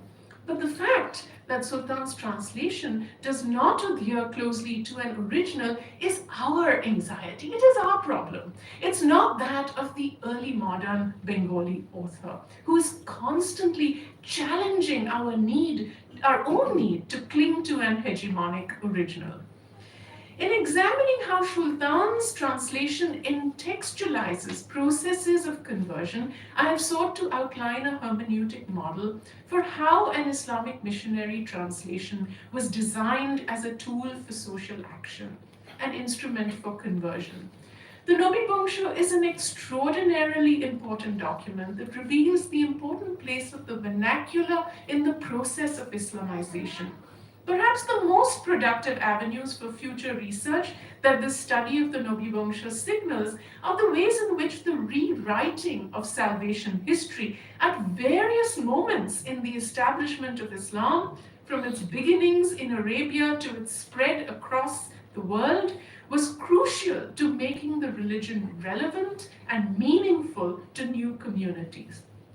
The historiographic processes laid bare in this examination of an early modern text are relevant to the ways in which the Quran itself recalibrated salvation history for the earliest Muslim community, and how subsequent medieval Islamic historiographic traditions continued to update the sacred past to keep it meaningful in the present. Now, I'd like to end with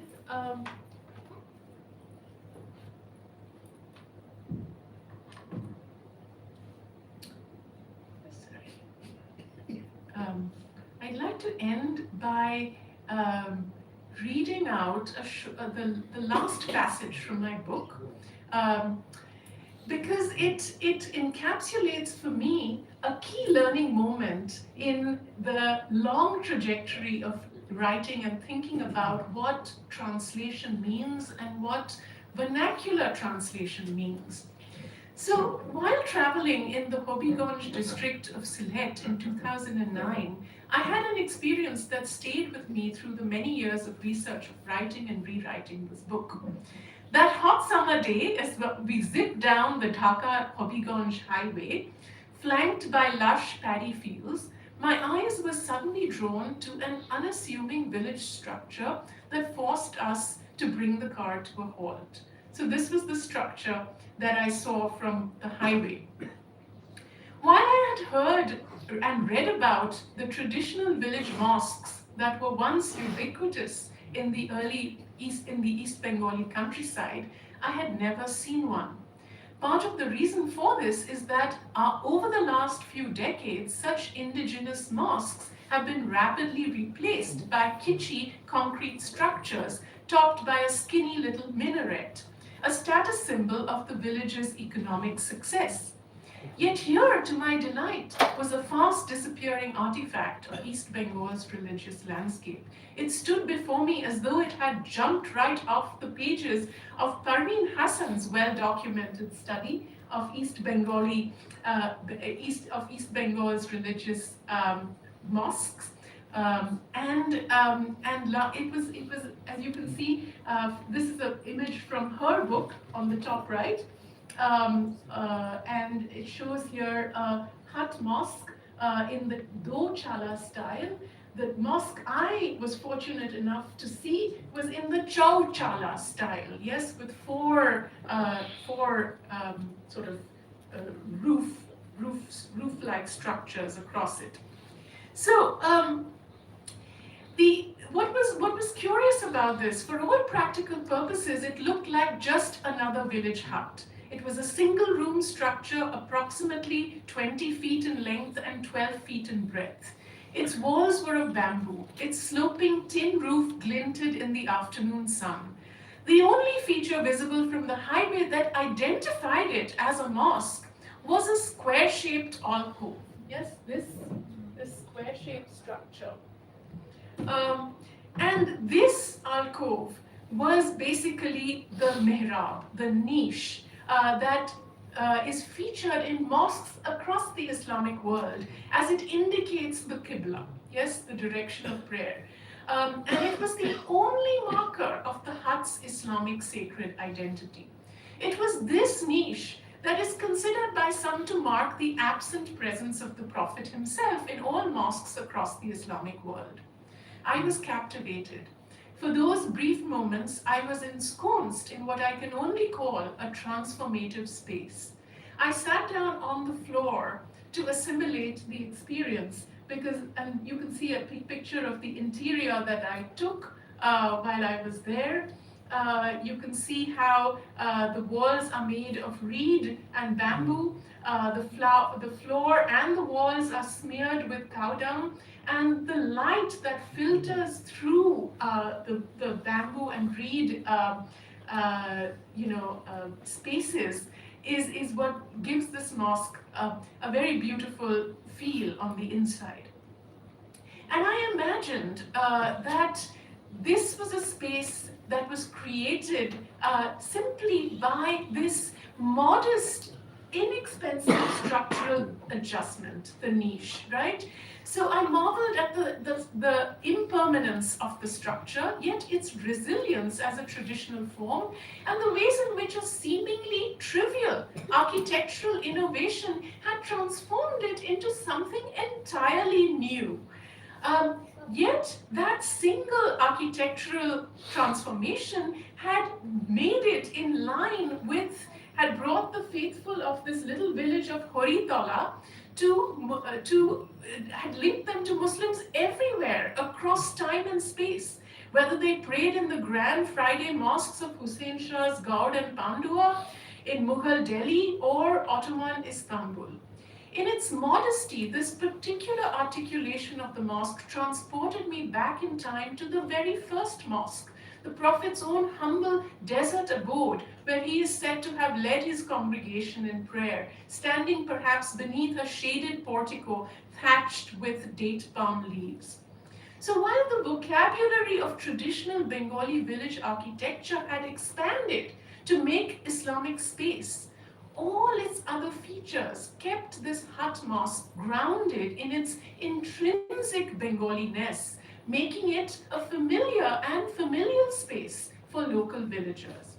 Though I did not fully comprehend the significance of this experience then, each time I have returned to the memory of this humble mosque over the intervening years, I began to see more clearly its parallels with the Quran literary tradition that I had begun to piece together in my writing. And each time I went back to it in my mind's eye, I came to appreciate more fully the extraordinary work of transformation, the seemingly ordinary object of translation performed for the Bengali religious landscape. Yet even then, surrounded in that moment by the vernacular materiality of the aesthetic structure, media and design of this hut mosque, I immediately registered in an embodied fashion, more potent than the slow realizations of textual study, how Islam had come to be translated into something profoundly and beautifully Bengali. Thank you so much.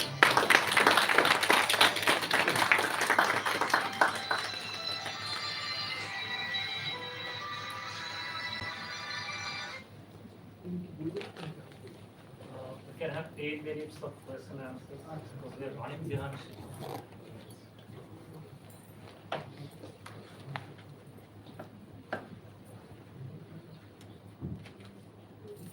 Aisha, can we put this in? Yes. This has a copy of your book inside, so we are using it as a Yes. Let me just.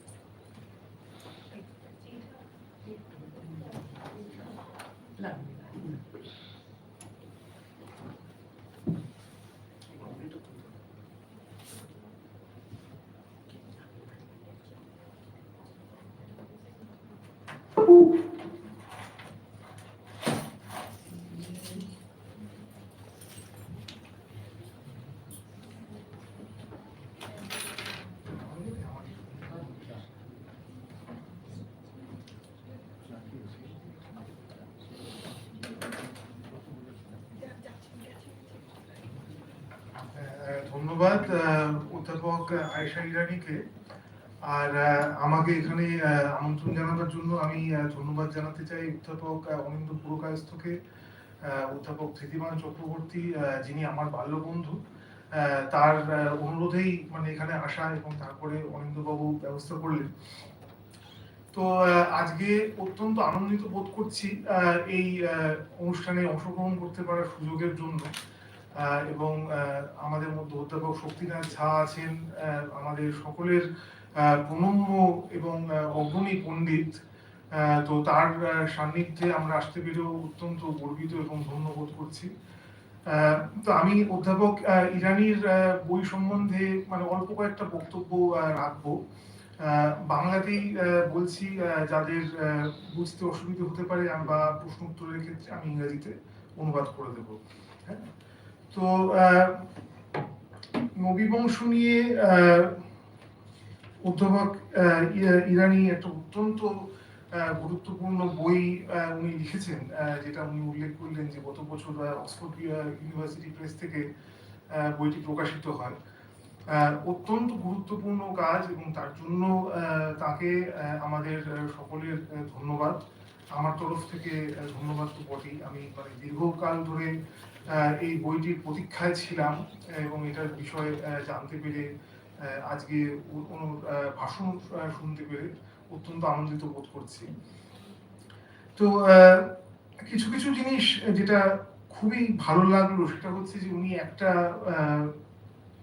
মানে বেশ কয়েকটা জিনিস রয়েছে, আমি কয়েকটা লিখেছি এবং মানে সময়ের মধ্যে যতটা পারবো সেটা নিয়ে বলবো।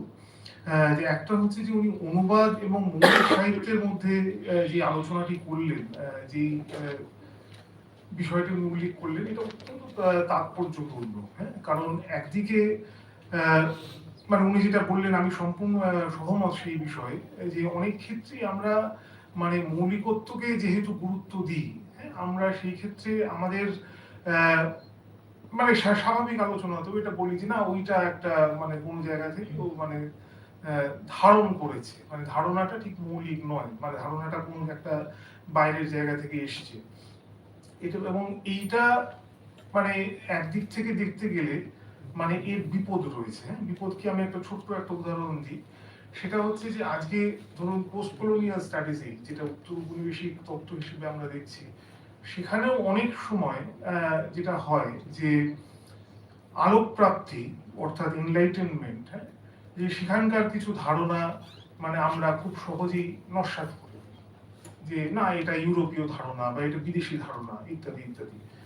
তো এই দেশি বিদেশি ধারণার প্রতি এই যে বিভাজন, হ্যাঁ, এই বিভাজনের কিন্তু একটা বিপজ্জনক দিক রয়েছে, যে তাতে মানে আমাদের একটা সংকীর্ণ মনস্কতা বাড়ে, বহির্বিশ্বের প্রতি আমাদের যে উন্মুক্ত মনোভাব, হ্যাঁ, সেইটা ক্ষতি হয় ইত্যাদি ইত্যাদি।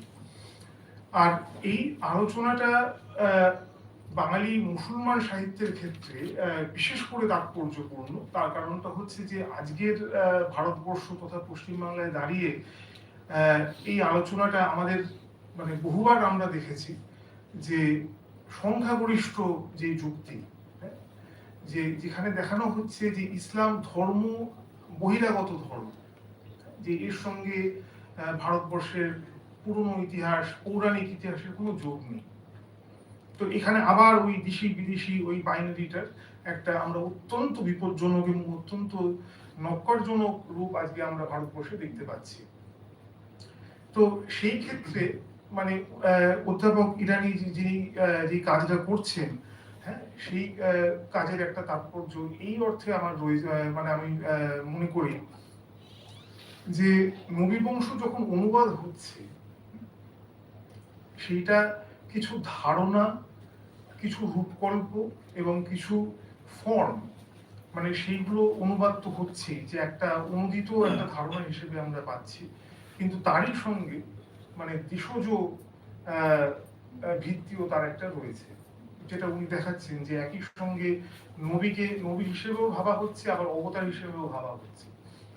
তো এই যে সমন্বয়, সাংস্কৃতিক সমন্বয়, এইটার আমার মনে হয় যে তাৎপর্যটা শুধুমাত্র বিদ্যায়তনিক নয়, যে এর একটা সামাজিক, ঐতিহাসিক এবং রাজনৈতিক তাৎপর্য রয়েছে।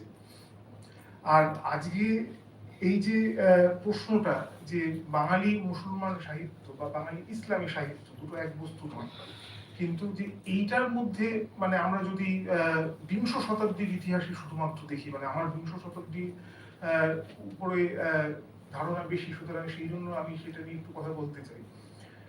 যে আব্দুল করিম সাহিত্য বিষয়ক, যার ব্যাপারে আপনারা অনেকেই জানেন, হ্যাঁ, যে যিনি মোটামুটি বলা যেতে পারে যে আধুনিক যুগে প্রথম এটা দেখাচ্ছেন যে বাঙালি মুসলমানের একটা সাহিত্যিক ঐতিহ্য রয়েছে, এবং তার পরবর্তীকালে তার ভ্রাতুষ্পুত্র আহমেদ শরীফ, যিনি এইটার নবী বংশর একটা সম্পাদনা উনি করছেন, ক্রিটিক্যাল এডিশন যেটাকে বলে, সেটা উনি করছেন। তো তিনিও সেরকম একটা মানে ধারণা দেখাচ্ছেন যে বাঙালি মুসলমান সাহিত্যের একটা মানে ধারা রয়েছে, যেটা শুধুমাত্র যেটা এককালে ওরিয়েন্টালিস্ট পণ্ডিতরা বলতো, বা মানে কিছু হিন্দু ব্রাহ্মণ পণ্ডিত বলেছে যে এটা বহিরাগত দেবী, এটা যে এই কথাটা সত্যি নয়। তো সেই অর্থে আমি একটা, যেটা আহমেদ শরীফের যেই খুব নামকরা গ্রন্থ, সেটা থেকে আপনাদেরকে কয়েকটি ছোট ছোট অংশ একটু পড়ে শোনাতে চাই।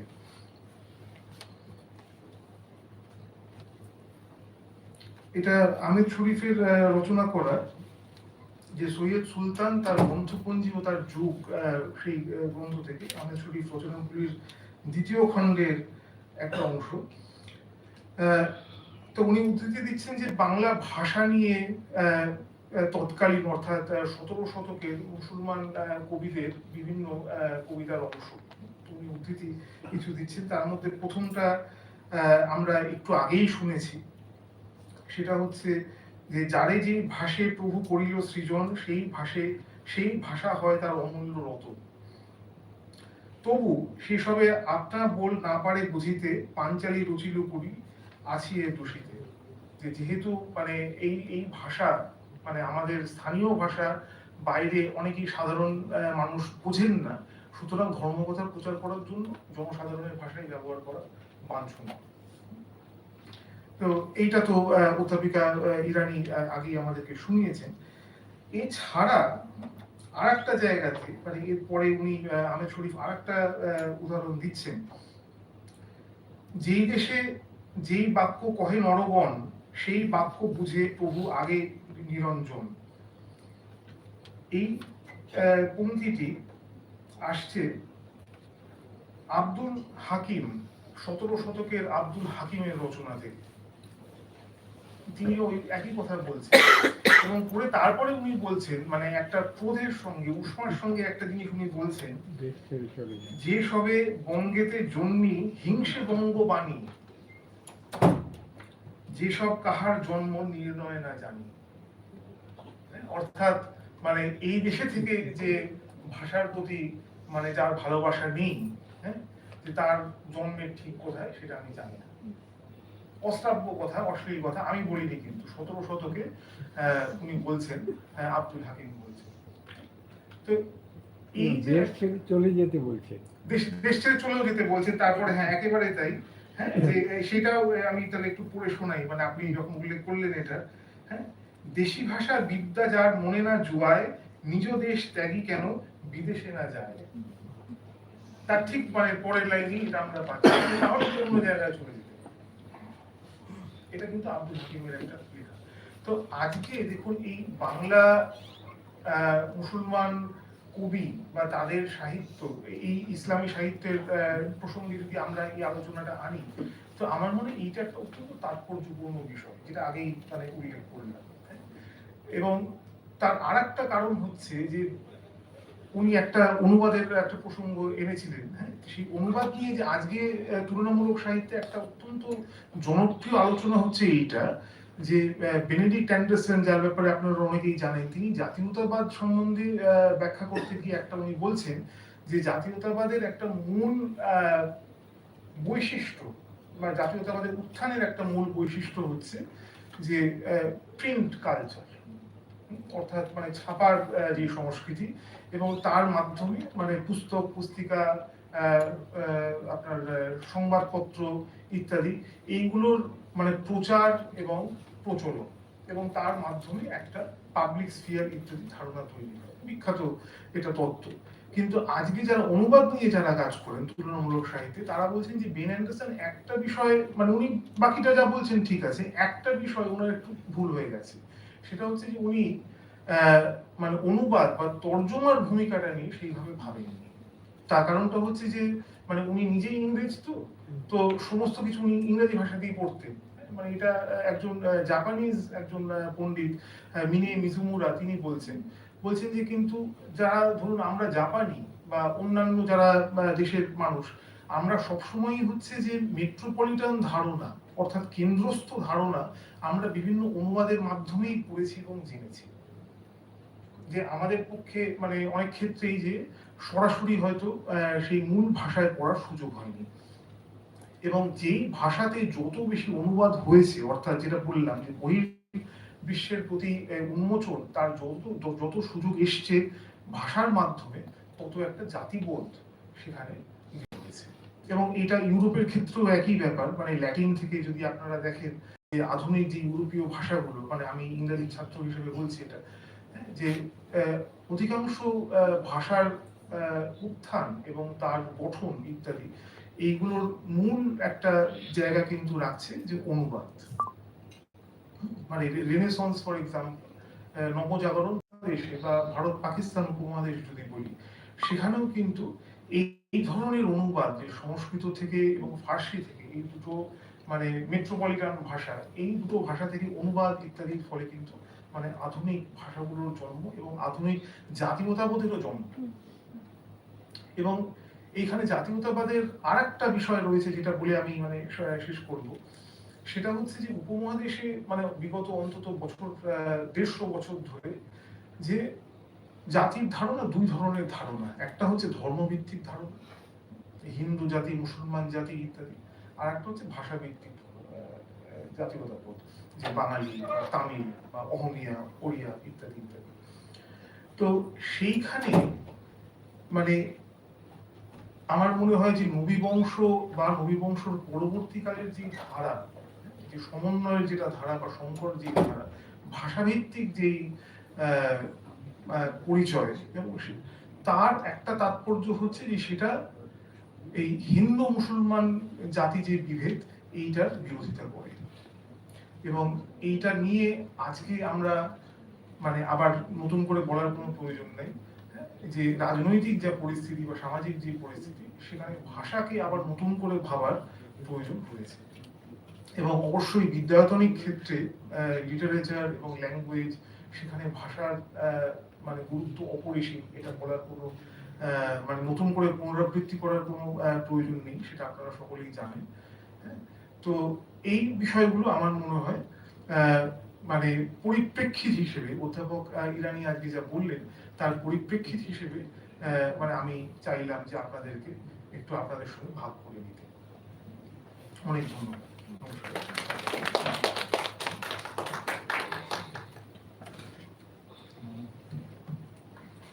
আমরা অলরেডি শিডিউলের পিছনে চলছে বলেছি, তো আমাকে দুটো প্রশ্ন দিতে পারে? হ্যাঁ, অবশ্যই। তাহলে প্রশ্নোত্তর পর্বে তাহলে দুটো প্রশ্নের জন্য সময় রয়েছে। আর আমি প্রশ্নকর্তাদেরকে ডাকার আগে একটাই ছোট্ট অনুরোধ করব, সেটা হচ্ছে যে সময়ের কথাটা একটু মাথায় রেখে প্রশ্নগুলোকে যথাসম্ভব সংক্ষিপ্ত এবং সুনির্দিষ্ট করতে পারলে সকলের জন্য ভালো।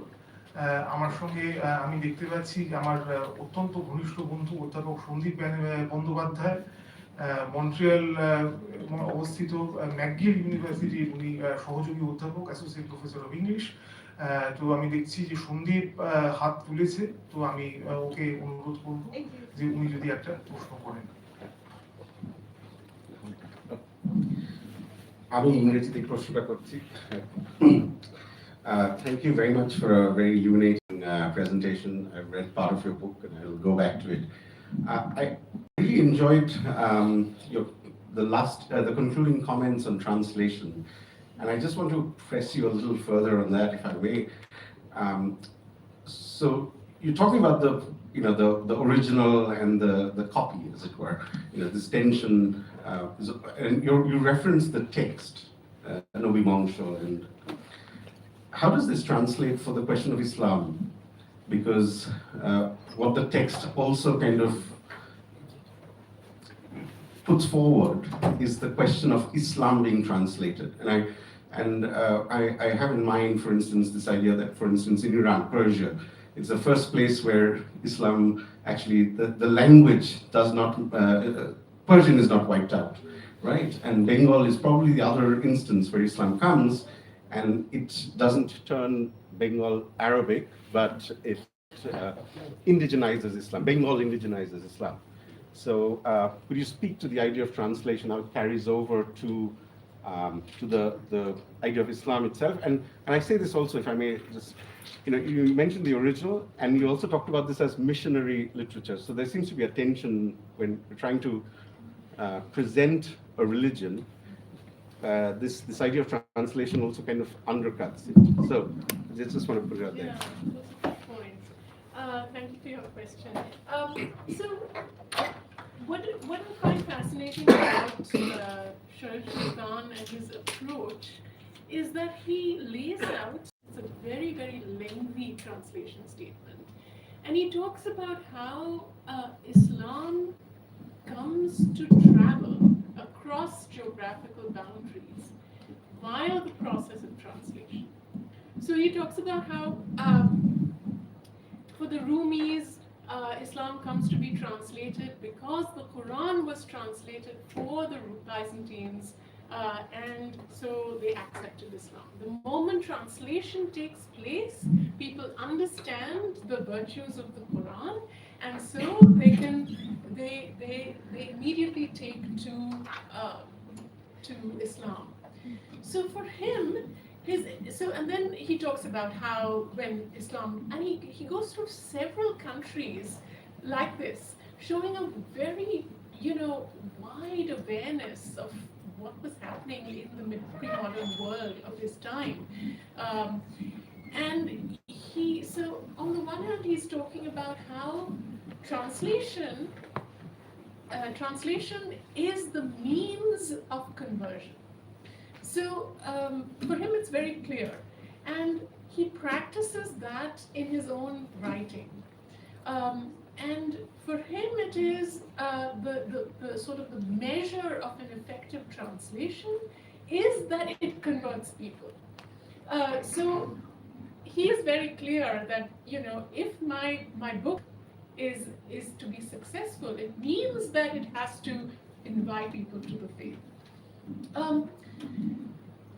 And interestingly enough, he kind of this issue about translation, especially in the Islamic sphere, of course, is very, very fraught, right? Because the Quran should never be translated, and yet it comes to be translated, right? So how does it come to be translated? It comes to be translated via, first of all, explanation of the Quran. So tafsir literature becomes very important to that. There's a slippage between translation and exegesis that takes place routinely in the Islamic sphere. And so it comes to be translated through explanation. And the second way it comes to be translated is through the para-Quranic materials that don't directly, that have no direct connection with the Quran. So you're not directly translating the Quran, but you're translating the Word of God in so many different ways. So that's what I hope that answers your question. Thank you. আর একটা প্রশ্ন করার সুযোগ আছে ওদিকে একটা মুর্শিদ আপনি বলবেন আমরা পরেও কথা বলতে পারি। What interested me is that you saw the text, saw the book as a text, but also as part of history, as a historical text, as also historiography, part of the historiography. So my question is that whether you felt any kind of conflict while combining these two kinds of methods in approaching the text, this particular work, and also whether, I don't know whether the particular text was an individual effort or a part of a coordinated effort to convert the people. So my question is very personal in the sense, how do you look upon this? How did you approach this question from methodological point of view? Because you see it as a salvation history as well, okay, which is a very interesting concept. Thank you. Thank you. Yes, I see the text as so you can sort of discuss the issue of genre is very complex. On the one hand, it could be read as an Islamic Quran. On the other hand, you could read it as a seerah, a biography of the Prophet, as in the Arabic tradition. You could also read it as the tales of the prophets, so it's part of that tradition as well. But I use the term salvation history as a sort of an umbrella term to basically talk about how, and it's a term that is also applicable to Quranic history, right? Puranas are also written in the same mode where all of history comes to be predetermined by a cosmic force. So the reason why I use this term is because I had been grappling with this issue of genre for a long time because it was very complex and I didn't quite know, what am I going to call this text, right? Right. But then I found that when I used this umbrella term, it allowed me to speak about sort of the characteristics of the genre while not pigeonholing it into neat silos. And yet, it allowed me to cross over between the Quranic tradition as well as the Puranic tradition, which is what the Nabi Vangsha itself is encapsulating. It's really writing a Quranic Quran or a Puranic Quran, So that's the reason why I prefer to use this term. Thank you. Thank you. Okay. I think this is the end of the session. I now ask Professor Anindya Purkayastha to come and make remarks. And thank you to Professor Irani for a very interesting and very insightful presentation. Thank you so much for your comments. Okay. So thank you everyone, and thank you Aisha and also Ointro for this session. Because of the delays, for which we apologize once again. Slight change in the plan, which is that we go for a tea break now for 10 minutes.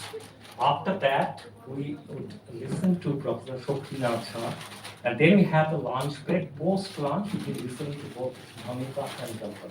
Okay, so now it is 1:07 in my, according to my watch. So we just take for 10 minutes break for tea, and I expect everyone's cooperation. So we get back after 10 minutes.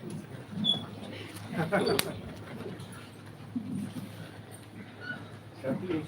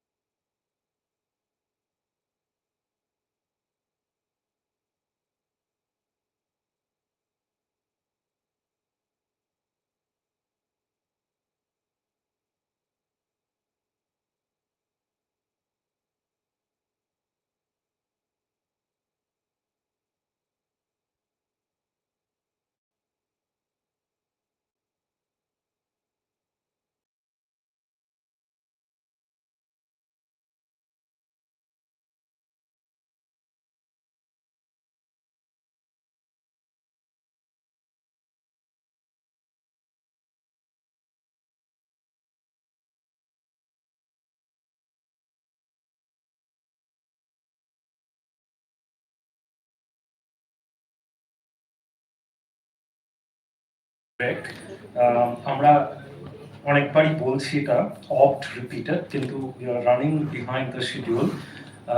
এবারের academic session is the talk by Professor Shoktinat Jha, who is a renowned scholar on Baul philosophy. I request Dr. Shakti Kubo and Professor Shoktinat Jha to come to the stage and take the chair. Let the session begin.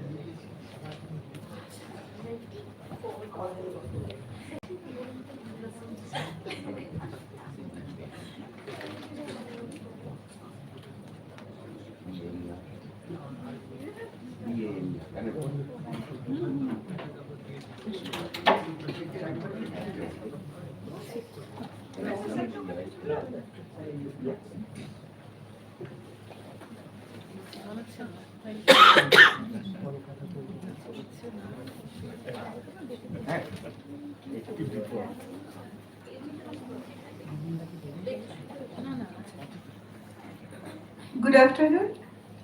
আমিও খুব বেশি দেরি করব না, কারণ ওই প্রথম আবার কথাটা বারবার বলছেন অনিন্দ স্যার, মনে করিয়ে দিচ্ছেন যে আমাদের যথারীতি অনেক দেরি হয়ে গেছে। আর আজকে যিনি এখন বলবেন তার পরিচয় মানে আমাদের তো করিয়ে দেওয়ার মতো কিছুই নেই। আমরাও যখন কলেজ ইউনিভার্সিটিতে পড়েছি সে সময় থেকেই তার বইয়ের সাথে আমাদের পরিচয়।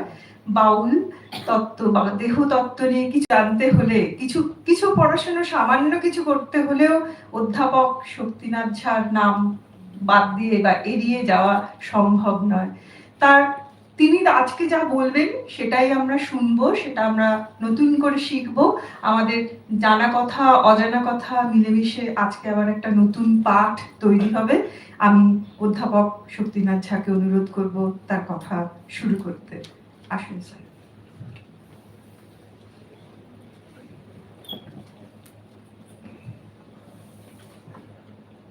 ধন্যবাদ। এখানে আমাকে যারা দেখেছেন এবং যারা শুনতে এসেছেন, আমি একরকম ভাবে বলবো ঠিক করে এসেছিলাম, কিন্তু আয়েশার বলার পর হঠাৎ মনে হলো যে অন্যভাবে বললে ভালো হতো। ওর তিনটে কথা নিরঞ্জন,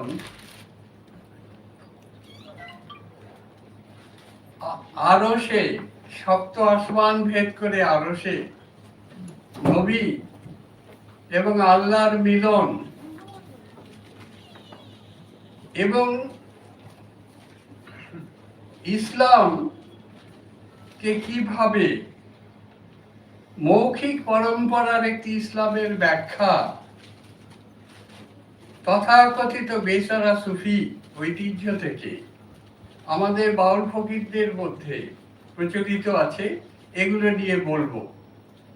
কিন্তু ওনার শৃঙ্খলা, পাণ্ডিত্য এবং সংযম একটাও আমার নেই, সুতরাং এগুলোর মধ্যে আমি যাচ্ছি না। আমি বরং একটা খুব সাধারণ আলোচনা করি। এই আলোচনা আমি সবটা করতে পারবো না, বয়স হয়ে গেলে মানুষ বেশি কথা বলে। এক, বাউলদের প্রাকৃত এক বইয়ে বলা হয়েছিল প্রলোভনশীল, যারা বেশি কথা বলে। সঙ্গদোষে আমারও এরকম অভ্যাস হয়েছে, যার ফলে খুব কম্প্যাক্ট আলোচনা করা আমার পক্ষে অসুবিধাজনক। আমি ছোট্ট একটা আলোচনা করব, শুধু ছুঁয়ে ছুঁয়ে যাব, কোনোটাকেই ভেতরে যেতে পারবো না। তার উপাদান আছে, সেটা হচ্ছে আমাদের প্রচলিত সমাজ এবং ধর্ম। এই প্রচলিত সমাজ এবং ধর্মের বিরুদ্ধে বাউল ফকিরদের বিদ্রোহ। বাউল যদি শুধু বলি বাউল ফকির, এটা বুঝবেন, ফকির মানে মুসলমান নয়। যে আরাকান রাজ দরবারের কবিদের কথা বলা হলো, আরো বহু কবি আছেন, তারা ফকির বলতে ব্রহ্মা বিষ্ণু মহেশ্বর সবাইকে বুঝিয়েছে। তারা চার ভূতকে ফকির বলেছে। এবং সবচেয়ে আগেকার লেখা পদ্মাবাদ, চিস্তিয়া বেসারা সুফির একজন রচনা, এটার যে গুরুত্বপূর্ণ অনুবাদ, এই রাজসভাকে অন্যভাবে বেঁধে দিয়েছিল। আমি যিনি প্রিসাইড করছিলেন তিনি জানেন, তবু একটা কথা শুধু মনে করে দিই, সুনীতিকুমার চট্টোপাধ্যায়ের একটি বক্তব্য, কোন আইডেন্টিটিটা মানুষ অদ্ভুত জন্তু, নিজেকে সে বদলাতে পারে এবং সে পরিচালিত হয় না, পরিচালকও হয়। কখন যে কোন সংস্কৃতি তাকে ডমিনেট করে বলা মুশকিল। যারা ধর্মের ভিত্তিতে দেশ ভাগ করলো, তারা ভাষার ভিত্তিতে সেই রাষ্ট্রটাকে ভাগ করলো, মানুষই করলো। সুনীতিকুমার চমৎকার করে বলেছেন, বঙ্গের অর্ধেক লোক ইসলাম গ্রহণ করিয়াছিল, কিন্তু তাহারা ধর্মভ্রষ্ট হয়নি। ধর্মে মুসলমান, জাতিতে বাঙালি থাকিয়া গিয়াছে। এই কথাটা ভূমিকা হিসেবে বলে আমি আমার আলোচনা শুরু করছি। পৃথিবীর বিভিন্ন দেশ এবং রাষ্ট্র বিভিন্ন সময় বিভিন্ন ধর্মকে রাষ্ট্র ধর্ম হিসাবে গ্রহণ করেছিল। আমরা দেখেছি, ভারতবর্ষের কথা যদি বলি, আমরা প্রচলিত ইতিহাসে পাই তথাকথিত বৈদিক হিন্দু আমি এক অর্থে বলবো, যদিও শব্দ দুটো আলাদা। সাধারণভাবে বৌদ্ধ ধর্ম ছিল, জৈন ধর্ম ছিল, এদের মধ্যে বিরোধ ছিল। অনেকেই খেয়াল করেন না, বৈষ্ণব শাক্তদের মধ্যে বিরোধ আছে। বৈষ্ণবরা তথাকথিত দেহ সাধক বৈষ্ণব বা তান্ত্রিক বৈষ্ণব, তাদের বৈষ্ণব মনে করেন না। কাপালি কালামুকদের শৈবরা মনে করেন না। বড় ধর্মগুলোর দ্বন্দ্ব, ধর্মের মধ্যে উপধর্মের দ্বন্দ্ব আছে, উপধর্মের মধ্যে আবার উপধর্মেরও দ্বন্দ্ব আছে। খ্রিস্টানদের এই ধর্মগুলো আমরা জানি, ইসলামে এই ধর্ম জানি। ৭২টি সম্প্রদায়ের কথা লৌকিক মানুষরা মনে করে ইসলামে আছে, এবং ইরাক ইরানে তো যুদ্ধ হয়, এখনো হচ্ছে নানা রকম কারণে। সুতরাং এই ধর্মগুলো রাষ্ট্র ধর্ম হিসাবে রয়েছে। আর এর পাশাপাশি সারা পৃথিবীর প্রতিটি দেশে এক ধরনের ধর্ম বা জনগোষ্ঠীকে দেখতে পাই। আমি অন্য একটা জিনিস দিয়ে কাজ করছি, এই প্রসঙ্গ একটু বলি। বাংলার মান্য গ্রন্থ তন্ত্রসার, সেখানে অদ্ভুত দুটি উক্তি আছে, বৌদ্ধ দর্শনায় নমঃ এবং চারবাগ দর্শনায় নমঃ। চমকে ওঠার মতো কথা। চারবাগদেরও তাহলে দর্শন ছিল, সাংখ্য তো ছিলই। এখন পৃথিবীর সব দেশে এই প্রচলিত ধর্মগুলোর সমান্তরালে এক শ্রেণীর মানুষ আছে যারা তথাকথিত নাস্তিক বলে, আমি শব্দগুলো ব্যাখ্যা করব না, তাহলে অনেক সময় লাগবে। ভারতে যারা পরলোক মানত না, প্রথমে তারা নাস্তিক ছিল, নস্তি। তারপরে বেদ মানত না, পরবর্তীকালে ব্রাহ্মণ মানত না। বৌদ্ধদের বলা হতো পাষণ্ড, পা মানে বেদ, পা খণ্ডাতি পাষণ্ড। এখন এই নাস্তিকদের কিন্তু বৃহৎ অর্থে নাস্তিক কথাটা দেবেন। সব দেশে আমরা দেখতে পাই, এবং এরা পাদ্রী মৌলবী পুরোহিত মানে না, পরলোক স্বর্গ নরক মানে না, শাস্ত্র গ্রন্থগুলো মানে না। ২০ শতকের সূচনায় সহসা পৃথিবীতে কিছু সমাজতান্ত্রিক রাষ্ট্রে দেখি এই ধর্ম রাষ্ট্রধর্মে পরিণত হয়েছিল কথাটা বলছি। আচ্ছা, এখন সমস্যা হচ্ছে, আমরা সুপ্রাচীন কাল থেকে দেখি, এক কথা আমি যাদের সঙ্গে কাজ করি তারা আমাকে শিখিয়েছে, পরে বলছি, দৃষ্ট জগতের যত বৈষম্য অদৃষ্ট তত্ত্ব দিয়ে সমর্থন করা। এই দৃষ্ট এবং অদৃশ্য, যাকে দেখা যাবে না, পরলোক, পরজন্ম ইত্যাদি ইত্যাদি।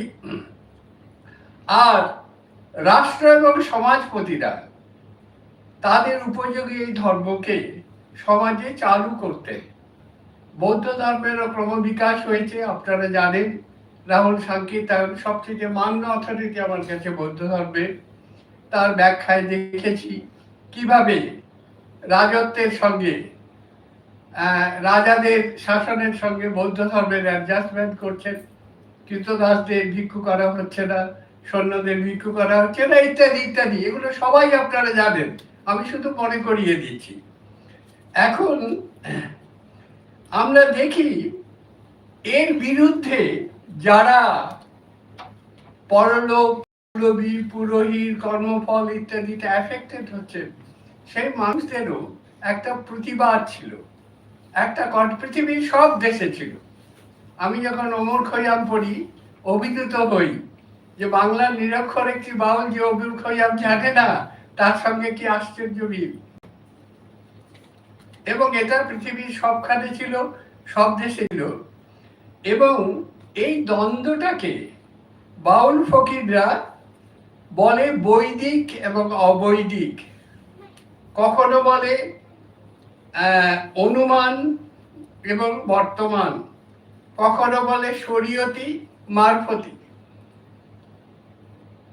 আরো বহু সময় আছে বাইনারি টার্ম দিয়ে তারা এটাকে ব্যাখ্যা করে। ভারতে রাষ্ট্রের সমান্তরালে সমাজের একটা প্রাধান্য ছিল দীর্ঘদিন।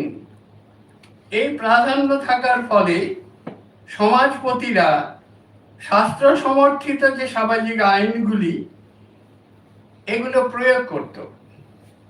এই আইনে কিন্তু ভিন্নতা ছিল। বাংলার যে স্মৃতিশাস্ত্র রঘুনন্দন মাছকে বাধ্যতামূলক করেছে, স্মৃতিতে উল্লেখিত আছে। উড়িষ্যায় দেবর প্রতি সমর্থিত, বাংলায় মৎস্যভক্ষণ সমর্থিত, সবখানে নয়। এই ভ্যারিয়েশন তথাকথিত হিন্দু ধর্ম অ্যাকসেপ্ট করেছিল। অর্থোডক্স ইসলাম এটাকে কখনো অ্যাকসেপ্ট করেনি, কখনো করেনি, এখনো করে না। এই একটা জিনিস আছে।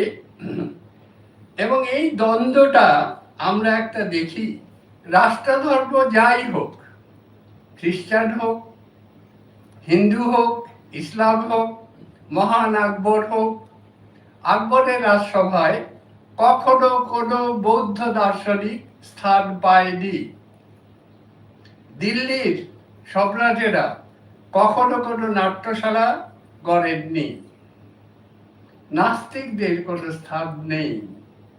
এটা একটা রিয়ালিটি। এখন সমস্যা হচ্ছে, আমরা শাসকদের ধর্ম যদি বলি তাহলে দেখব এই শাসকদের ধর্ম, এই ধর্ম পুনর্জন্ম, অলৌকিক স্রষ্টা ইত্যাদি ইত্যাদি উপাদানগুলো প্রত্যেকে একমত। দিল্লীশ্বর জগতের ঈশ্বর বা জগতের ঈশ্বরের ইচ্ছায় রাজা হয়েছেন, এটা ধর্ম নির্বিশেষে প্রত্যেকে অ্যাকসেপ্ট করে নিয়েছিলেন। এখন এই দ্বন্দ্বটাকে আমরা যদি ভাববাদ বলি, সবটা স্পষ্ট হবে না। শ্রেণী দিয়ে এই দ্বন্দ্বের সবটা ব্যাখ্যা করা যায় না, বর্গ দিয়ে কিছুটা করা যায়। ভারতবর্ষে যেখানে শ্রেণী আছে, বর্গ আছে, মহিলারা আছে, দ্বিতীয় শ্রেণীর নাগরিক মহিলারা, সেইখানে একটা তত্ত্ব দিয়ে এটাকে ব্যাখ্যা করা খুব কঠিন। আমি যাদের নিয়ে আলোচনা করতে যাচ্ছি তাদের সম্পর্কে সর্বজন শ্রদ্ধেয় ব্রজেন্দ্রনাথ শীল একটা চমৎকার মন্তব্য করেছে। এদের বৈশিষ্ট্যটা কি? যে ভাববাদী সমাজের এরা উপরিকাঠামো বিরোধী, non transcendental and non spiritual, secular, worldly. আপনারা positive science of ancient Hindus সবাই পড়েছেন, তার ভূমিকায় এই মন্তব্যটা করছে। আর এদের চরিত্র আমরা বুঝি দিই। আমাদের গোটা ভক্তি আন্দোলন, এখনকার বাউল ফকির বা এই ধরনের যারা ডিসেন্টার, তাদের বিরুদ্ধে দয়ানন্দ সরস্বতী এবং বাউল ধ্বংসের মুসলিম আন্দোলনকারীরা একমত। মূল ভাববাদী ধর্মকে বাউল ফকিররা আক্রমণ করে এবং তারা আক্রান্ত হয়। এইটা হচ্ছে আমাদের নিম্নবর্গের বা লৌকিক ধর্মের সামাজিক ইতিহাসের মর্মকথা। বাংলাদেশ এবং পশ্চিমবঙ্গে এমন কোনো মহকুমা নেই যেখানে বাউল, ফকির, আউল, পাগল, দরবেশ, বৈরাগী, সাধু এই নামগুলো শোনা যায় না। এদের গান ভদ্রলোকেরা বাউল গান নামটা ফিক্স করে দিয়েছে, কিন্তু এদের গান শুধু বাউল গান বলে না, শব্দ গান বলে, ভাব গান বলে। লালনের গানের প্রথম সংকলন যারা করেছিলেন ভাব গান, শব্দ। আপনারা কবির যারা চর্চা করেছেন জানেন শব্দ, টেস্টিফাই ট্রুথ, তাকে শব্দ বলে ওরা। এই শব্দ গান, মালজোড়া গান, কত রকম নামে সাধু গান, তুক্কা গান, নর্থ বেঙ্গলের রাজবংশীরা এই গানকে করে তুক্কা গান বলে, কত নাম। আপনারা যদি এই গায়কদের দেখেন, কত রঙের শুধু সাজ পোশাক দেখে যান, রংটা কত রকম রং হয়, বাদ্যযন্ত্র কত রকম, কেউ একতারা, কেউ দোতারা, কেউ সারিদ্দা, কেউ ডুবকি, কত রকম বাদ্যযন্ত্র। বাহ্যিকভাবে তাদের একটা বৈচিত্র্য আছে। দুবঙ্গের কোথাও বাউলদের একটি মাত্র কেন্দ্র নেই, কোডিফাইড কোনো ধর্ম নেই, আচার আচরণের নির্দিষ্ট নিয়ম নেই, ডিসেন্ট্রালাইজড। খুব ভালো কীর্তিভবন একটা গান সংগ্রহ করেছিলেন, নানান বরণ গাভীরে ভাই, একই বরণ দূত, সারা জগৎ ভ্রমি দেখলাম সবাই, একই মায়ের পুত। অন্তরঙ্গে রাড়ের পদ্মলোচন এবং শ্রীহট্টের রাধারমণ জাতিভেদের বিরুদ্ধে গান লেখে, দেহের মহিমা ঘোষণা করে, গুরুর প্রাধান্য ঘোষণা করে।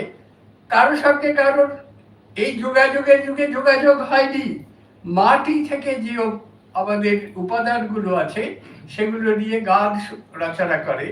এই গানের বিষয় প্রায় একরকম, কেউ এক একটা কালচারাল পরিবেশ ব্যবহার করেছে। একটা দুঃখের কথা হচ্ছে আমাদের অনেকে এবং ঔপনিবেশিক ভারততাত্ত্বিকেরা ভারতবর্ষকে ধর্মের দেশ, ভাববাদী ধর্মের দেশ বলে প্রচার করেছিল। অনেক পরে আমাদের আয়ুর্বেদ, আমাদের রসায়ন, আমাদের অর্থশাস্ত্র, আমাদের কামশাস্ত্র ইত্যাদি ইত্যাদি ভারতবর্ষের আরেকটি বস্তুনিষ্ঠ ঐতিহ্য উদ্ঘাটিত হয়, শেষ অবধি এটাকে স্বীকার করতে হয়। কিন্তু গৌণ, এটা মূল স্রোত নয়। বাউল ফকিরদের অনেকে বলে অপ উপ গৌণ। একটু আগে একজন বলছিলেন তিনি বৈষ্ণব পদাবলী নিয়ে কাজ করবেন। বঙ্গ সংস্কৃতিতে সবচেয়ে বেশি রচনা বৈষ্ণবদের, প্রায় 10,000-এর মতো পদাবলী। ইতিমধ্যে যে বাউল গান মুদ্রিত হয়েছে এবং যা মুদ্রিত হওয়ার অপেক্ষায় রয়েছে তার সংখ্যা 10,000 ছাড়িয়ে গেছে। আর এশিয়াটিক সোসাইটিতে বা বিভিন্ন বিশ্ববিদ্যালয়ে দেহতত্ত্বের যে পুঁথিগুলো অবহেলায় পড়ে রয়েছে সেগুলো সংগৃহীত হলে বাংলা ভাষার একতম বৃহত্তম সাহিত্য সম্ভার তথাকথিত বাউল ফকিরদের।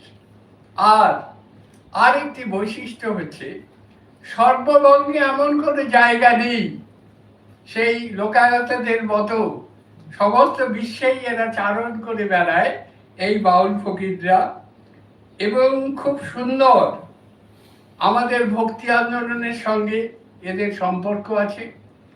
জন কায়সার বলে একজন সমালোচক খুব সুন্দর কথা লিখেছিলেন যে ভক্তি আন্দোলনের এরা এবং বাউল ফকিরেরা প্রচলিত ধর্মের আচার সর্বস্ব ধর্ম মোল্লা পুরোহিতদের প্রত্যাখ্যান করেছিল।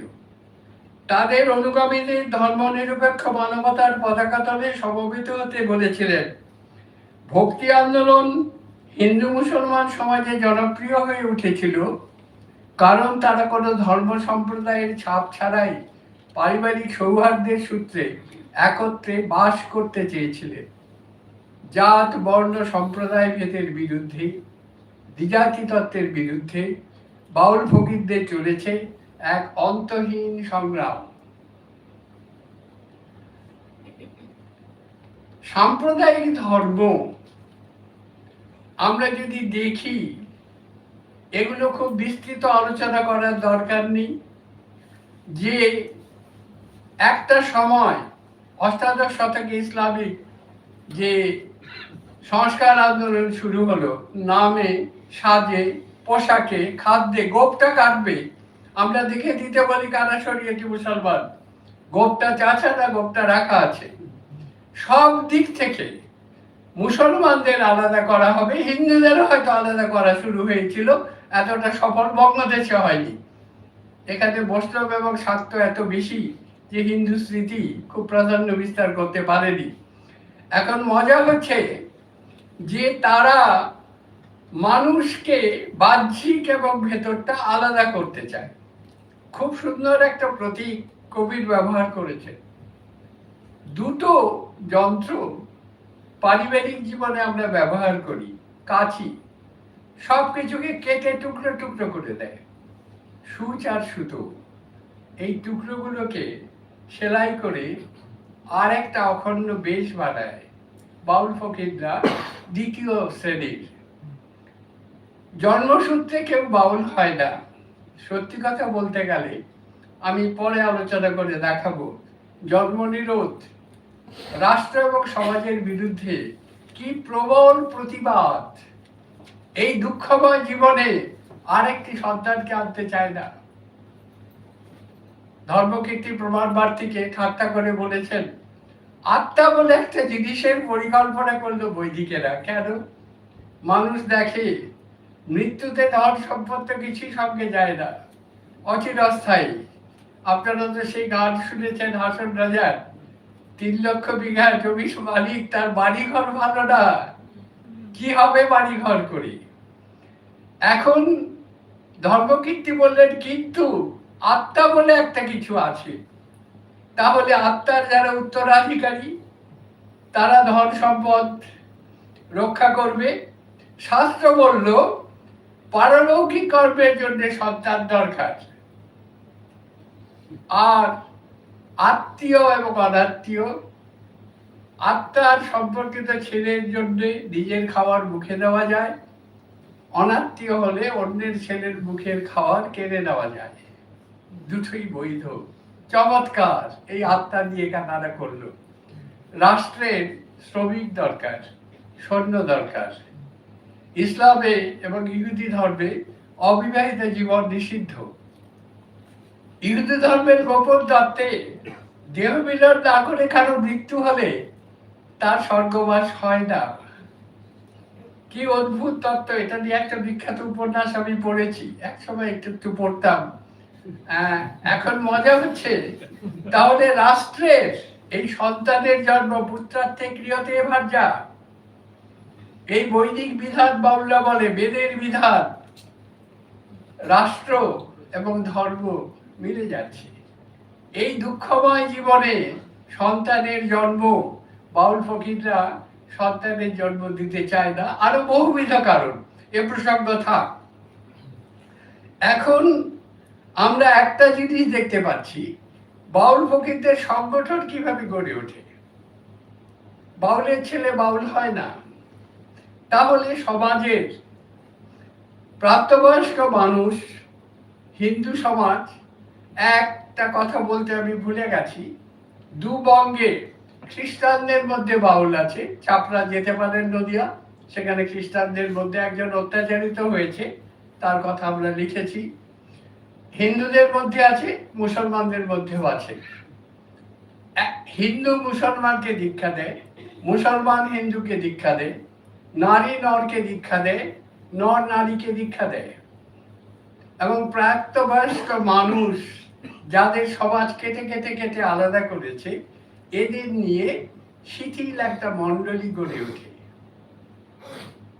এইভাবে বাউল দল গঠিত হয় এবং সেখানে তথাকথিত হিন্দু, তথাকথিত ইসলামী সব আচারগুলো বাদ দিয়ে সাধুদের একটা আচার আছে। আমি শুধু দু একটা কথা বলি।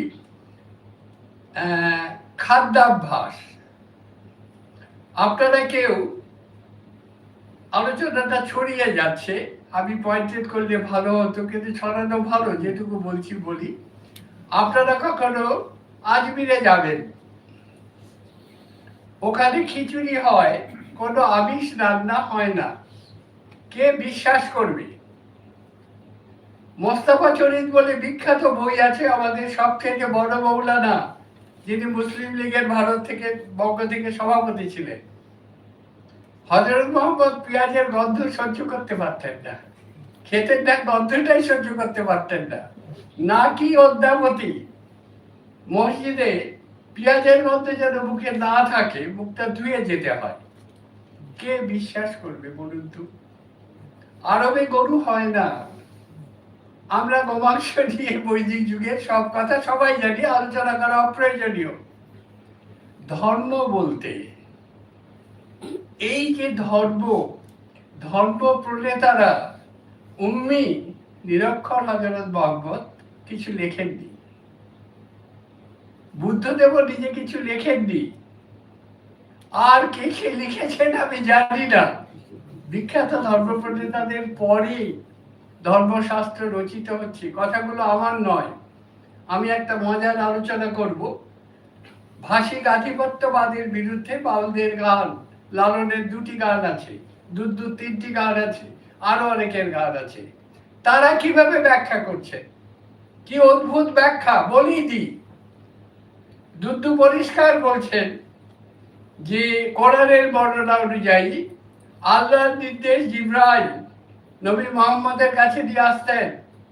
বিনে অক্ষরের পরোয়ানা, অক্ষর ছিল না, সেগুলো তাকে বলতেন। তিনি আরবি ভাষায় শিষ্যদের বলতেন।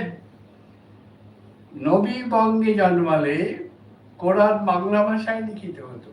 দুদ্দুর বিখ্যাত বধ, বেহেশতের ভাষা নয়, এটা অঞ্চলের ভাষা।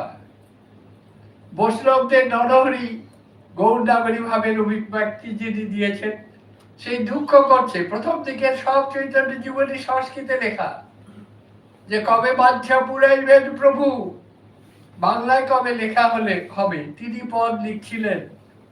একই জিনিস, একই সময়ে চর্যাপদ যদি আমাদের ভাষার আদিসূত্র হয়, ইউরোপীয় প্রাদেশিক ভাষাগুলো যে সময় শুরু হচ্ছে, বাংলা, উড়িয়া, ভোজপুরি, এই ভাষাগুলো এই 1000 বছর আগে একই সময়ে শুরু হচ্ছে।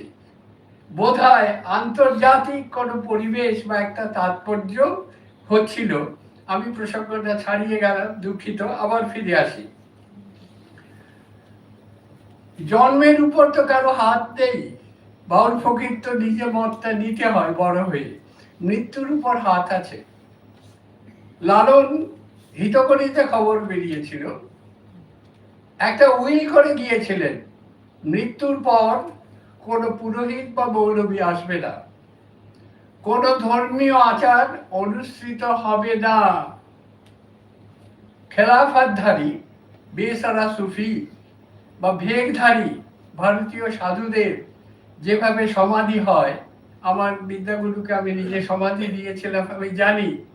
পদ্মাসনে বসিয়ে তেল দিয়ে শরীরটাকে ঠিক করে, একটু পরই শক্ত হয়ে যায়, পদ্মাসনে বসিয়ে তাকে সমাধি দেওয়া হয়। এই রীতিতে সমাধি হয়েছিল। রমেশ শীল, বিখ্যাত কবি গায়ক, মাইজ ভান্ডারী চট্টগ্রামের যে পীরদের কেন্দ্র, তার অন্যতম শ্রেষ্ঠ গায়ক এবং গুরু পদকর্তা তাদের শিষ্য ছিলেন। তিনিও নির্দেশ দিয়েছিলেন, তারও একইভাবে হয়েছিল। পুরোহিত বলল আসেনি। মৃত্যুর পর গানের ভান্ডারা হয়েছিল, গান হয়েছিল।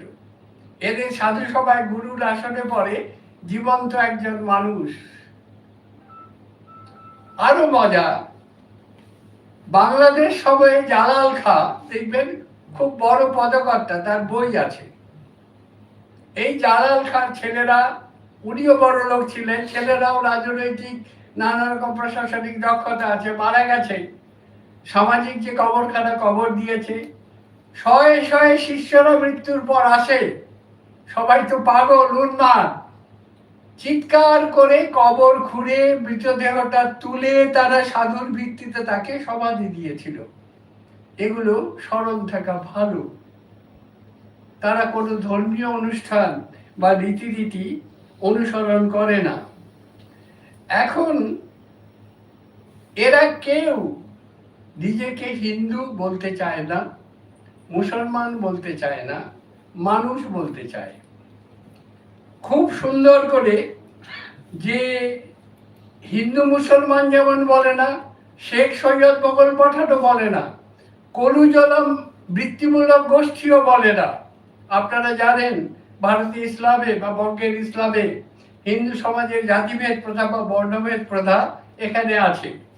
বিদ্যাধররা লিখেছেন মূর্তি পূজার বিরুদ্ধে ত্রয়োদশ শতকে বহু বই আছে, কিন্তু জাতিভেদের বিরুদ্ধে ইসলামী তাত্ত্বিকেরা খুব বেশি বই টই লেখেননি।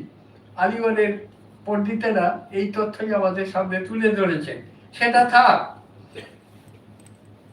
লালন নিজে বললেন, সবাই জিজ্ঞেস করে তুমি হিন্দু না জগন? লালন বলে জানি না, একজন নারী আমাকে জন্ম দিয়েছে, এইটুকু জানি। আরো ঠাট্টা করে কি বললেন, আমাদের ধারণা মুসলমানদের মুসলমানই হয়, মুসলমানই হলে তো মুসলমান হয় না। নারী লোকের কি হয় বিধান, কবিরের বিখ্যাত পদ আছে। যদিও এখন আমরা জানি যে মেয়েদেরও মুসলমানই হয়, আরবের দেশে বা বহু দেশেই হচ্ছে, কিন্তু সচরাচর ভারতবর্ষে নেই। ব্রাহ্মণদের যে জন্ম দেয় তাদেরও তো পৈতা হয় না। অমুসলমানরা মুসলমানের জন্ম দেয়, অব্রাহ্মণেরা ব্রাহ্মণের পৈতা নেই, তারা ব্রাহ্মণের জন্ম দেয়। লালন তেমনি জাত এক খান। তার শিষ্য দুদ্দু পরিষ্কার জানালেন যে আমার জাত গোত্র নাই।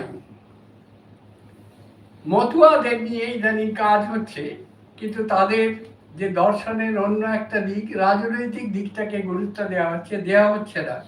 মহানন্দ হালদার গুরুচার চরিত্রে লিখছেন, নরাকারে ভূমণ্ডলে যতজন আছে, এক জাতি বলি মান্য পাবে মোর কাছে। নকুল সরকার বলে একজন পদকর্তা লিখছেন, জাতের নামে বজ্জাতি সব, জাতাজাতি সর্বক্ষণ, হাতাহাতি মারামারি, ধর্মের নামে প্রহসন। এবং কি আশ্চর্য, মুসলমান বাউল ফকিররা তাদের গুরুবার হচ্ছে বৃহস্পতিবার। শুধু তাদের নয়, চিস্তিয়া ফকিরদের গুরুবার বৃহস্পতিবার। আপনারা দেখতে পারেন 4টি ডিক্লারেশন আরবে যে বের করেছিল সম্রাট হয়ে, তার মধ্যে সুফিরা এনিমি অফ দি ইসলাম, চিস্তিয়ারা ইসলামে ধর্মান্তর করে না। সেই কারণে জয়পুরের রওজায় খিচুড়ি ছাড়া আর কিছু ভোগ হয় না, গোলাপ ফুল, ধূপ এবং খিচুড়ি, এই ছাড়া আর কিছু হয় না। এবং তাদের সমস্ত উৎসব হয় রাতের বেলা।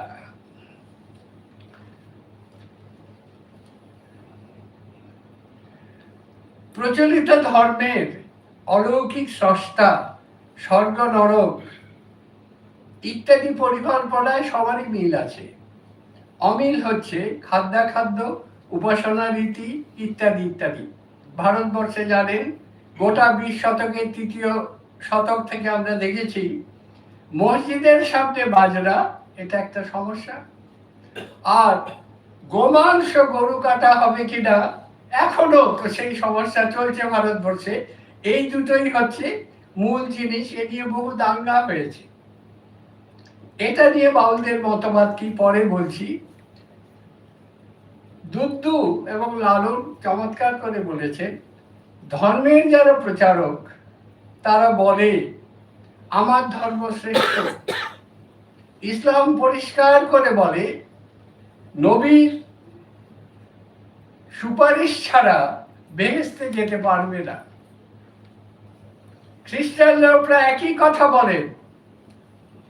এরা দেখিয়েছে প্রত্যেকেই বলে মানুষকে দলে টানতে চায়, ধর্মান্তর করে, কিন্তু এদের কোনো ধর্মে সত্য নেই।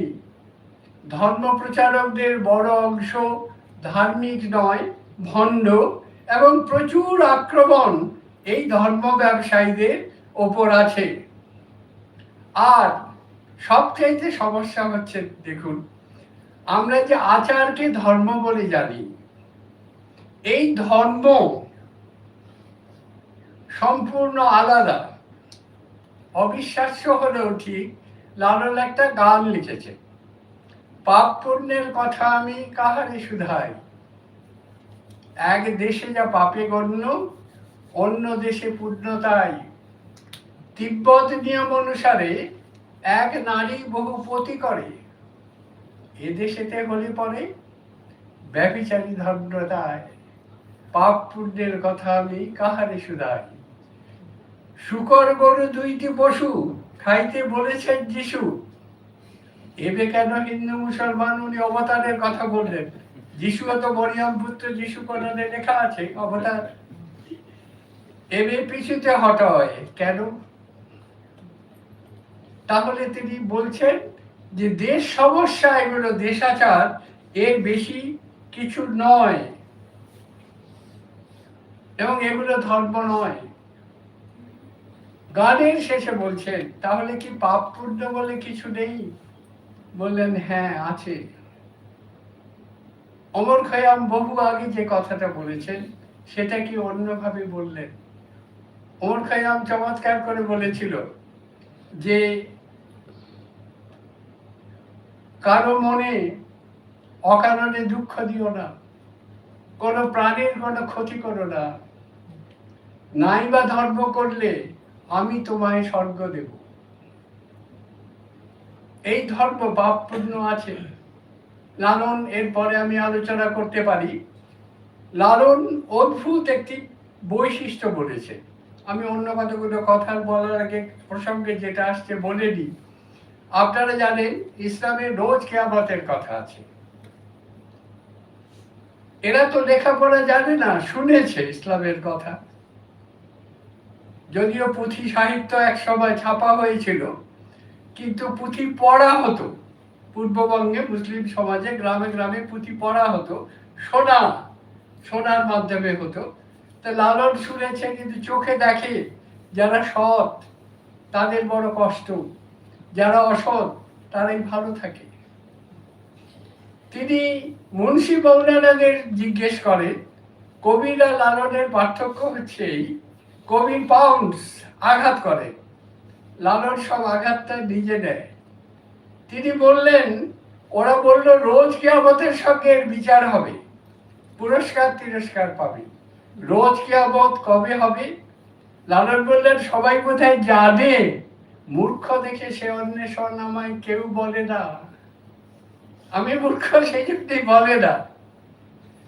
গুরু পালকি বহন করে খায়, কোনো ভাষাই জানে না, তাকে কথাটা বললে উত্তর দেন না। লালন অবশেষে তাকে জিজ্ঞেস করল, অদ্ভুত তার উত্তর। তিনি বললেন, লালন তোর জন্ম অন্ধ মন নয়ন। লালন মহাকবি, শব্দের ব্যবহার অসামান্য। জন্ম থেকে মনটাও অন্ধ, নয়ন অন্ধ। রোজ মানে কি? প্রতিদিন। কিয়ামত মানে বিচার। প্রতিদিন গ্রামে গঞ্জে প্রতিটি বাড়িতে কৃতকর্মের বিচার হয়ে চলেছে। দুই ফেরেশতা দুই কাঁধে বসে রয়েছে, কেরাবিন এবং কাতেবিন, সমস্ত কিছু লিখে রাখছে। প্রতিদিন এই দেশে এই ভবে বিচার হয়ে যায়।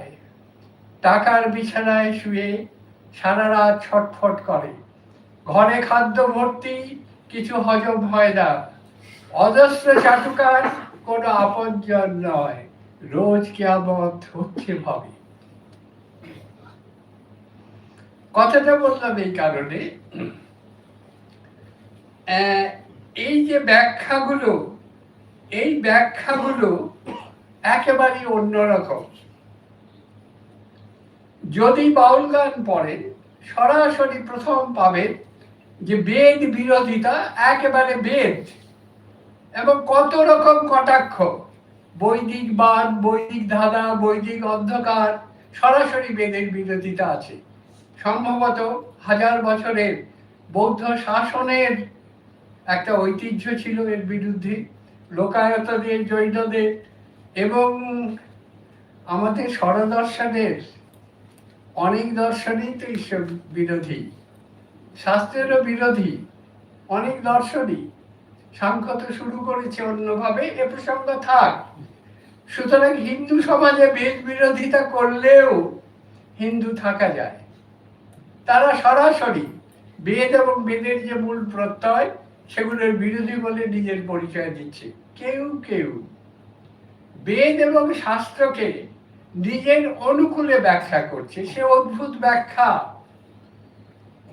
4 বেদ 4 ভূত, দেহের 4টি উপাদান, কুরুক্ষেত্র যুদ্ধ দেহে হচ্ছে, সব কিছু দেহতাত্ত্বিক ব্যাখ্যা। যা ব্রহ্মাণ্ডে আছে তা তো ভাণ্ডেও আছে। সব কিছু এই ব্যাখ্যায় তারা আত্মসাৎ করছে। পুরাণ, কোরআন, রাধা কৃষ্ণ লীলা, এভরিথিং। ইসলামে যারা ইসলামী সমাজ থেকে বাউল ফকিরদের আসছে, নবীকে বা কোরআনকে অস্বীকার করা যায় না। যে 5টি আচারের বিরুদ্ধে বঙ্গে বা ভারতে ইসলামী সংস্কার আন্দোলন, আপনারা মসিরুল হাসানের বই জানেন, Legacy of A divided nation. আসলে মুসলমান বা হিন্দু বলে এক বা অবিচ্ছিন্ন কোনো গোষ্ঠী ভারতে কোনোদিন ছিল না, এখনো নেই। খাদ্য অন্যরকম, ভাষা অন্যরকম, যাই হোক, আইডেন্টিটি তো নানা রকম হয়। এখন মজা হচ্ছে, কিন্তু পঞ্চস্কন্ধের বিরুদ্ধে এই ইসলামকে সংগঠিত করা হচ্ছে। নামাজ, রোজা, হজ, জাকাত, কলেমা। হজ এবং জাকাত গরিবদের জন্য ফরজ বা অবশ্য পালনীয় নয়, অন্য 3টা পালনীয়। বাউল ফকিররা দেয়ালবন্দি ঘরে যায় না, নামাজ পড়ে না। তারা বলে আরবি জানি না, কলেমা পড়ে না, বাংলা ভাষার গান দিয়ে সাধনা করে। আর উপবাস করে না, রোজা রাখে না। বলে দেহকে কষ্ট দিয়ে ধর্ম হয় না, রোজই রোজা রাখতে হয়। প্রবৃত্তিকে নিয়ন্ত্রণ রোজা বলে। এই স্ট্যান্ডটা পরিষ্কার। কিন্তু নবী এবং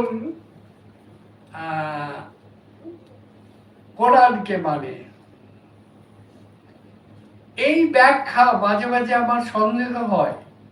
বৌদ্ধ মহাযানীরা মূল বৌদ্ধ হিরোজানি ধর্মকে যেভাবে রূপান্তরিত করেছে, ব্যাখ্যাত করেছে, নাকি বৌদ্ধ ঠিক বেসারা সুফিদের উত্তরাধিকার আর এই বাউলদের উত্তরাধিকার এইখানে ইসলামের ব্যাখ্যায় মিলে যাচ্ছে। নবী মোহাম্মদের 4 জন শিষ্য ছিল পরবর্তীকালে যারা খলিফা হলেন।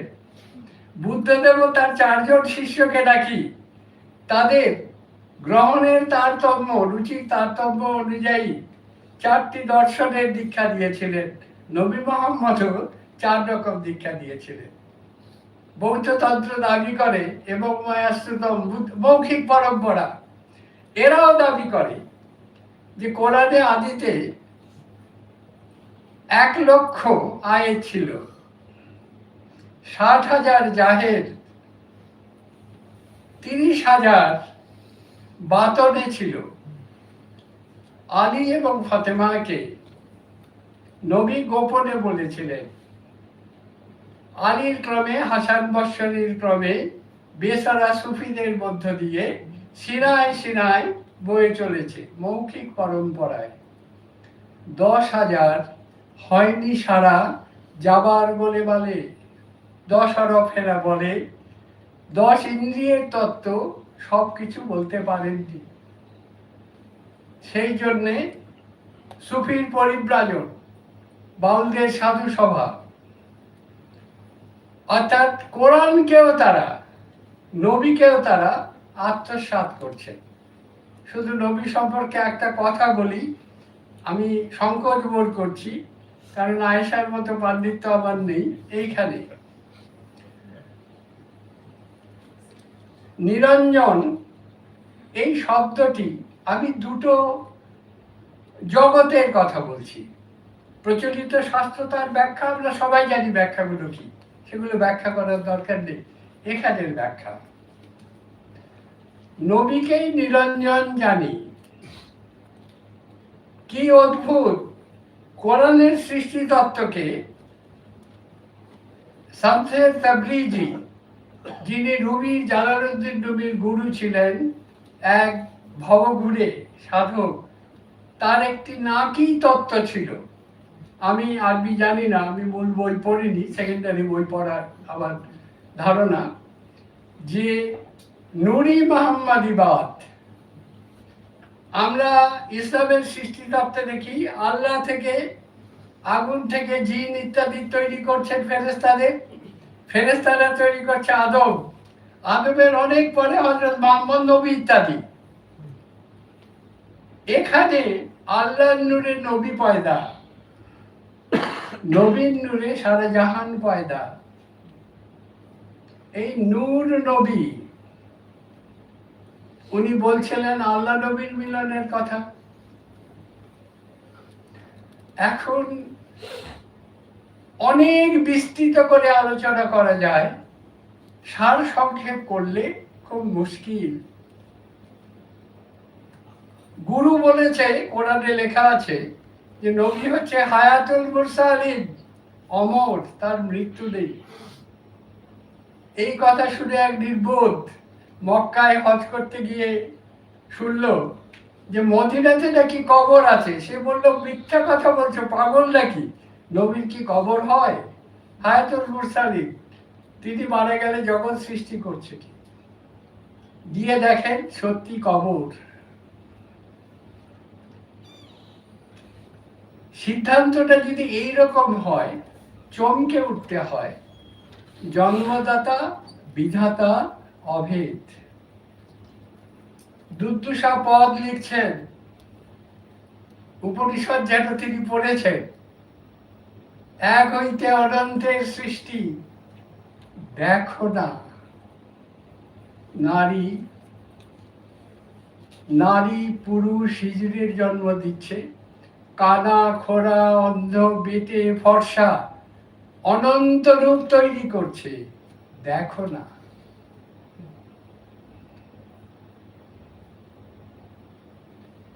নবী বা চৈতন্য দুটি শব্দই এই গানে, এই সমাজে নারীবাচক।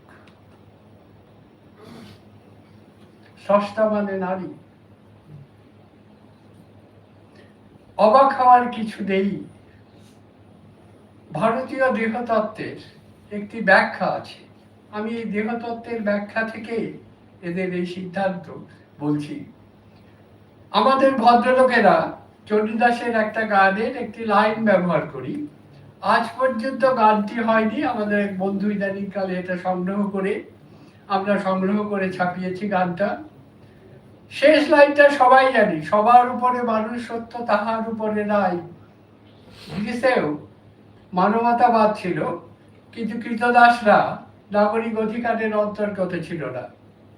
বৌদ্ধ ধর্মে ভিক্ষু হলে জাত বর্ণ সম্প্রদায়ের ওপরে ওঠে, কিন্তু এখানে মানুষ হলেই তিনি নবীন নূরে সারা জাহান পয়দা। স্রষ্টা নাকি আপন প্রতিরূপে মানুষকে তৈরি করেছেন, এই ইসলামের তত্ত্ব তারা মুখে মুখে শুনেছে, সিনায় সিনায়। তাহলে মানুষ ছাড়া স্রষ্টাকে কোথাও পাওয়া যায় না। কি আশ্চর্য! বৈষ্ণবদের মহাগ্রন্থ গীতা বা ভাগবতের চাইতেও বঙ্গের বৈষ্ণবরা যেটাকে বেশি বলে চৈতন্য চরিতামৃত, কৃষ্ণের যতগুলো লীলা সর্বোত্তম নরলীলা, নরবপু তাহার স্বরূপ। হিন্দু খ্রিস্টান মুসলমান সবার বপু কৃষ্ণের স্বরূপ। তারা মেলাচ্ছে পুরনো ধর্মকে, নরে নারায়ণ জীবে শিব, এবং মানুষের মধ্যেই আল্লাহ রয়েছে, মানুষ ব্যতিরিক্ত কোনো আল্লাহ নেই। এবং এই দেহ কিভাবে সৃষ্টি হচ্ছে, অলৌকিক স্রষ্টা এরা মানে না। তার আগে বলে নি, বাউল ফকির দর্শনের মহাবাণী, অনুমান মানি না, বর্তমান মানি। বর্তমান আপনারা জানেন সব ভাষায়, আমাদের ভারতীয় ভাষায় দুরকম অক্ষর আছে। এখানে ভাষাতত্ত্ববিদেরা বসে রয়েছে, তারা জানেন বস্তু সৎ এবং অবস্তু সৎ। শব্দটা আছে, সেই বস্তু বা গুণটা আছে, শব্দটা আছে, বস্তুটা নেই। ঘোড়ার ডিম শব্দটা আছে, এটা বাউল গানেও আছে, যে অশ্বডিম্ব কথাই বলে কিন্তু বাস্তবে পাওয়া যায় না। ভারতীয় চরক সাংখ্যে সবচেয়ে ভালো আলোচনা আছে, আমরা এটা নিয়ে বিস্তর আলোচনা করেছি আমাদের গবেষণায়। অনুমান কাকে বলছে? বর্তমান পঞ্চ ইন্দ্রিয় দিয়ে নিঃসংশয়ে যার অস্তিত্ব প্রমাণিত হতে পারে, নিঃসংশয়ে বহুজন বহু সময়ে যে প্রমাণটা চাইলেই পেতে পারে, সেটাই হচ্ছে প্রত্যক্ষই প্রমাণ বা বর্তমান। অনুমান যার শব্দটা আছে, কথাটা নেই। বিদেহী ঈশ্বর, পরকাল, পরলোক, পাপ, পুণ্য, স্বর্গ। লালন বলছেন এগুলো বৈদিক ফাঁকি, বৈদিক ফাঁকি। এবং অনুমান মানি না, কিন্তু ভারতীয় লোকায়তদের যারা আলোচনা করেছেন, তারা লৌকিক জীবন থেকে তথ্য সংগ্রহ করলে সমৃদ্ধ হতে একরকম অনুমান বলেছেন, পরবর্তী লোকায়তরা মানতেন, এরাও মানে। আমি যেটা জানি না, আমার প্রত্যক্ষ জ্ঞানের অন্তর্গত নয়, সেটা আমার কাছে অনুমান। কেউ বললো, লাহোর একটা গুরু বললো একটা কথা, যতক্ষণ আমার করে দেখিনি ততক্ষণ সেটা অনুমান, কিন্তু করলেই সেটা বর্তমান হয়ে যায়। এই অনুমানকে বর্তমান, কিন্তু স্বর্গ, নরক, দেবতা, পরলোক কখনো বর্তমান হয় না। এই রকম অনুমান তারা মানে না। সমস্ত বাউল গান এই অনুমানকে প্রত্যাখ্যানে মুখর। সম্ভবত রাহুল সাংকীর্তন বলেছেন পরজন্মটা ক্ষত্রিয় দর্শন। মহাযানী বৌদ্ধেরা জাতক কাহিনী, যেটা অনেক পরে রচিত হচ্ছে বুদ্ধের মৃত্যুর, সেইখানে এই কর্মফল অনুযায়ী জন্মান্তর, যা বৌদ্ধ দর্শনের সঙ্গে কতটা সঙ্গতিপূর্ণ কে জানে, তাকে কনফার্ম করলেন। দুর্দুর্লভ বাউলের কিছু গান আছে, এই গানগুলো হচ্ছে প্রশ্নোত্তরী গান, ভাগ্য এবং কর্মফলকে দিয়ে গান।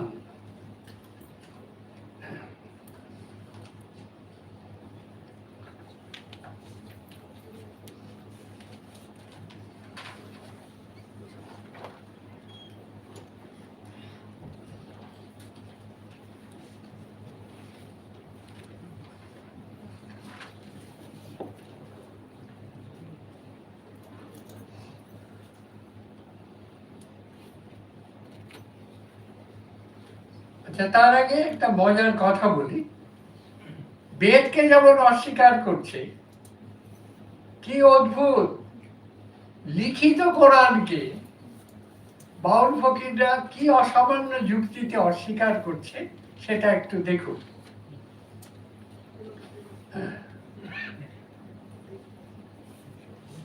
সাধকেরা বলে কোরআন 4টি, বেদও 4টি, 4 ভূত এবং 4 ভূতাত্মক দেহে এই 4 কোরআন আছে।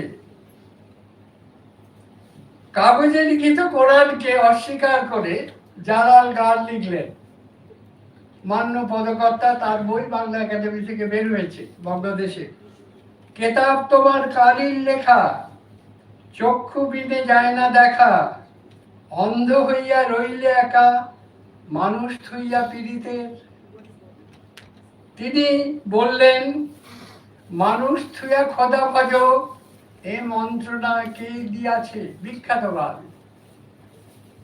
এই সমাজে আধুনিক কালে, তিনি অল্প কয়েক বছর হলো মারা গেছেন, গানটা লিখছেন। মতুয়া তাত্ত্বিক মহানন্দ হালদার চমৎকার একটা গান লিখেছেন, স্বর্গ কি, নরক দেবতা, জানবি সব রূপক কথা, কল্পনার সুতোয় গাথা, গল্প থরে থরে।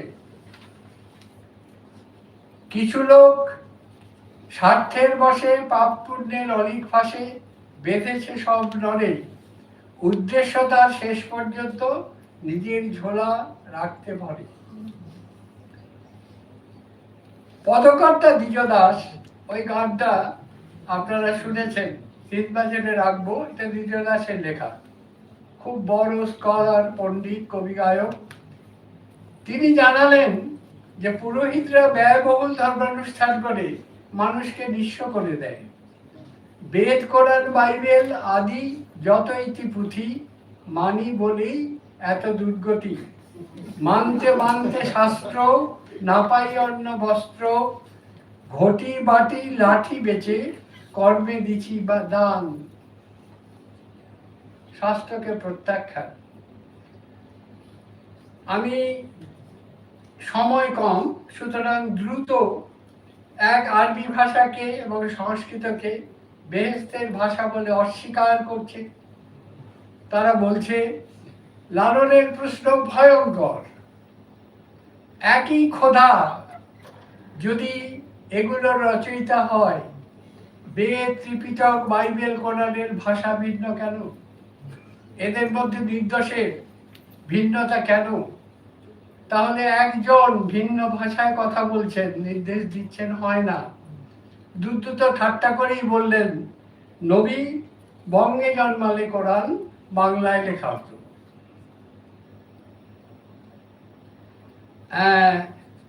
এখানে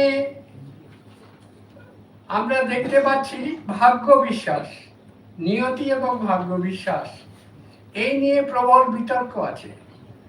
দূর সিদ্ধান্ত হচ্ছে এই, মানুষকে বিভ্রান্ত করার জন্যে মানুষ নিজে কর্মে সমস্ত কিছু করে। দুদ্দু পরিষ্কার বলে দিলেন, বাউল পূর্ব পুনর্জন্ম না মানে, চক্ষু না দেয় অনুমানে, এইগুলো দিয়ে, কর্মফল দিয়ে এই জগতের যত অর্থনৈতিক সামাজিক বৈষম্য, শূদ্র জন্ম, দারিদ্র, কৃতদাসত্ব, তাকে সিদ্ধ করা হয়। হ্যাঁ, পুনর্জন্ম, পূর্বজন্ম আছে। দেহের আলোচনা করে তারা সব সিদ্ধান্ত করে যে দুটো উপাদানে মানুষের দেহ সৃষ্টি হয়। তার সঙ্গে আপনারা বৌদ্ধ তন্ত্রে দেখবেন, বুদ্ধদেব বলছেন মাতা পিতা রজবীজ এবং গন্ধর্ব। আমাদের চরক সাংখ্য ব্যাখ্যা করছে দেহ কিভাবে গঠিত হয়, গর্ভ পরিষদ ব্যাখ্যা করছে, আমাদের আয়ুর্বেদ ব্যাখ্যা করা হচ্ছে। লালনের গান আছে যে পূর্বজন্মের কর্মফল না হলে যে শিশু জন্মাচ্ছে কানা করা কেন হয়? বুদ্ধ উত্তর দিচ্ছে মাতা পিতার কর্মদোষে বা পারিবারিক কোনো ত্রুটি, সেই সময়কার বৈশিষ্ট্য। বাংলা আয়ুর্বেদ যেটা বিস্তৃত আলোচনা করছে, ভাগ্য এবং ইত্যাদিকে তারা অস্বীকার করছে।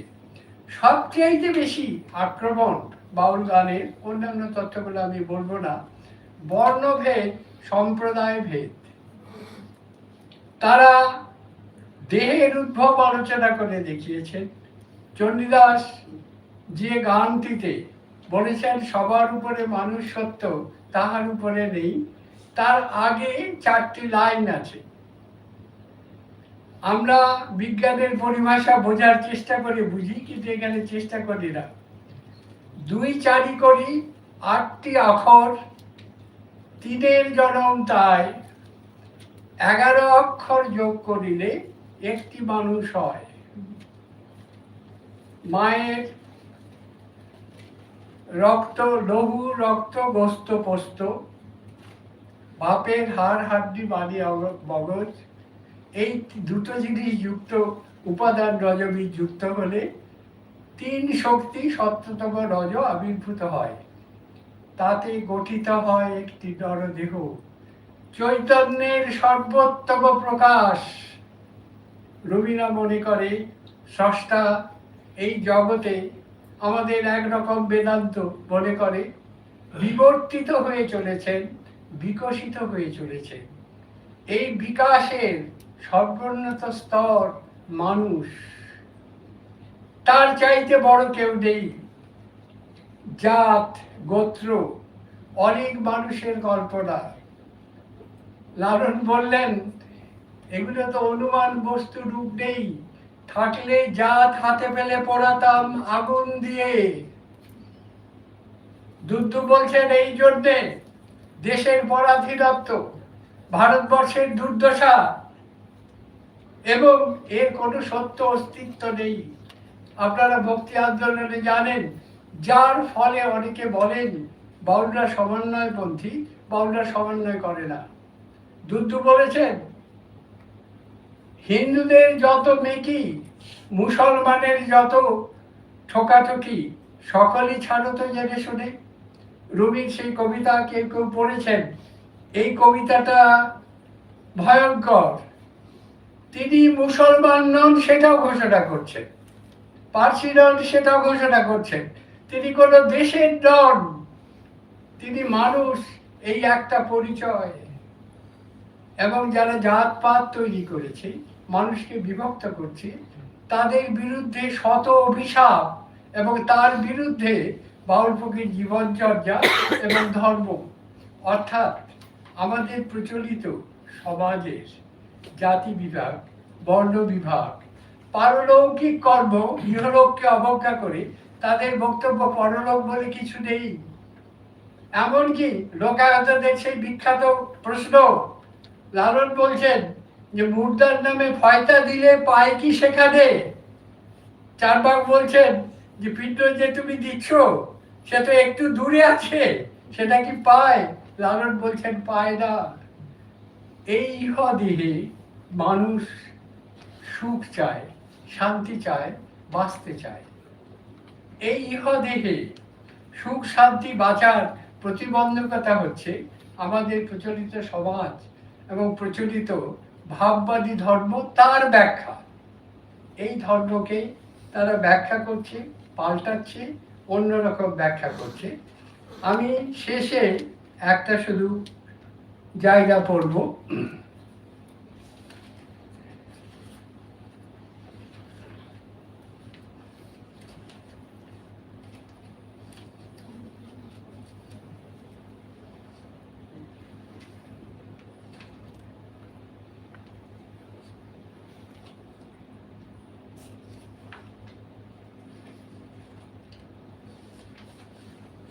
এই চমৎকার একটি আলোচনা করেছে, শাস্ত্র, কর্মফল, পরলোক, স্বর্গ নরক, বিধির স্রষ্টা এবং তাতে শাস্ত্রীয় সমর্থনের প্রবল প্রতিপক্ষ বাউল ফকিরেরা। রাজকৃষ্ণ মুখোপাধ্যায় বহু বহু আগে বঙ্গদর্শনে একটি প্রবন্ধ লিখেছিলেন। প্রবন্ধটির নাম চারবাক দর্শন। চমৎকার করে বলছেন এই দুটি মতাদর্শ আমাদের সমাজে আছে। একদল ইহলোকের ব্যাপার নিয়ে ব্যস্ত, অপর দল পারলৌকিক চিন্তায় মগ্ন। একদল জড়জগতের তত্ত্ব নিয়ে সমুৎসুক, অপর দল আকৃষ্ট চিত্ত হইয়া অপ্রত্যক্ষ বস্তু দ্বারা মস্তিষ্ক বিলরিত করিতে চাহে না। অপর দল অপ্রত্যক্ষ নিত্য পদার্থের ধ্যানে রত। একদল আত্মশক্তিতে বিশ্বাসী, অপর দল দেবানুগ্রহী। একদল প্রমাণ ছাড়া কিছু মানে না, আরেক দল শাস্ত্র শ্রদ্ধাস্পদ ব্যক্তির বাক্য নির্বিচারে মেনে নেন। এই অনুমান এবং বর্তমানের দ্বন্দ্ব বাউলরা বর্তমানপন্থী অনুমানের বিরুদ্ধে তাদের বিদ্রোহ, সুতরাং বাউল ধ্বংসের আন্দোলন অব্যাহত গতিতে চলাই উচিত। ধন্যবাদ।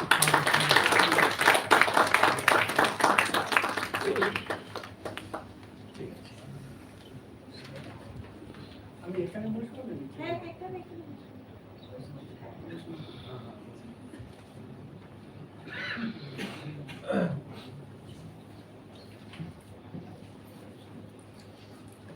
অধ্যাপক শক্তিনাথ ঝা মহাশয়কে ওনার আন্তরিক কৃতজ্ঞতা এবং শ্রদ্ধা একটি অনন্য একটি বক্তব্য উপস্থাপনা করার জন্য। এবং আমরা যারা হয়তো কিছু কিছু শুনেছি, আজকে নতুন করে শুনলাম, নতুন করে জানলাম, কিন্তু আজকে সময়টা খুব কম, স্যারকেও বলতে হয়েছে, স্যারের বলা হয়তো আরেকটু ছিল।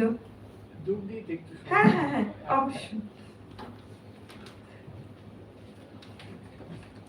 আমি মূল যেটা বলবো, কারণ আয়েশার বক্তব্য এত সফিস্টিকেটেড, আমি অনেক কিছু ভুলে গেছি। সবচাইতে গুরুত্বপূর্ণ হচ্ছে বাউল ফকিরদের লিঙ্গগত ধারণা। এটা নিয়ে আলোচনার দরকার নেই। ভারতীয় সমস্ত ধর্মগোষ্ঠীতে নারীরা দ্বিতীয় শ্রেণীর নাগরিক, জন্মযন্ত্র। বাউলদের কাছে নারী মহত্তম, এমনকি সর্বকামা। নারী দেহ ছাড়া পুরুষের সিদ্ধি হয় না, এবং নারীর প্রতি যে অসম্মাননা, যন্ত্রণা, তার বোধহয় সবচেয়ে বেশি প্রতিবাদ এরা করে। তিনজন পদকর্তার অসামান্য তিনটি ছোট্ট ছোট্ট জায়গা, এটা না বললে খুব অসম্মানিত হবে এরা। আমি একটু শুধু বলে নিই।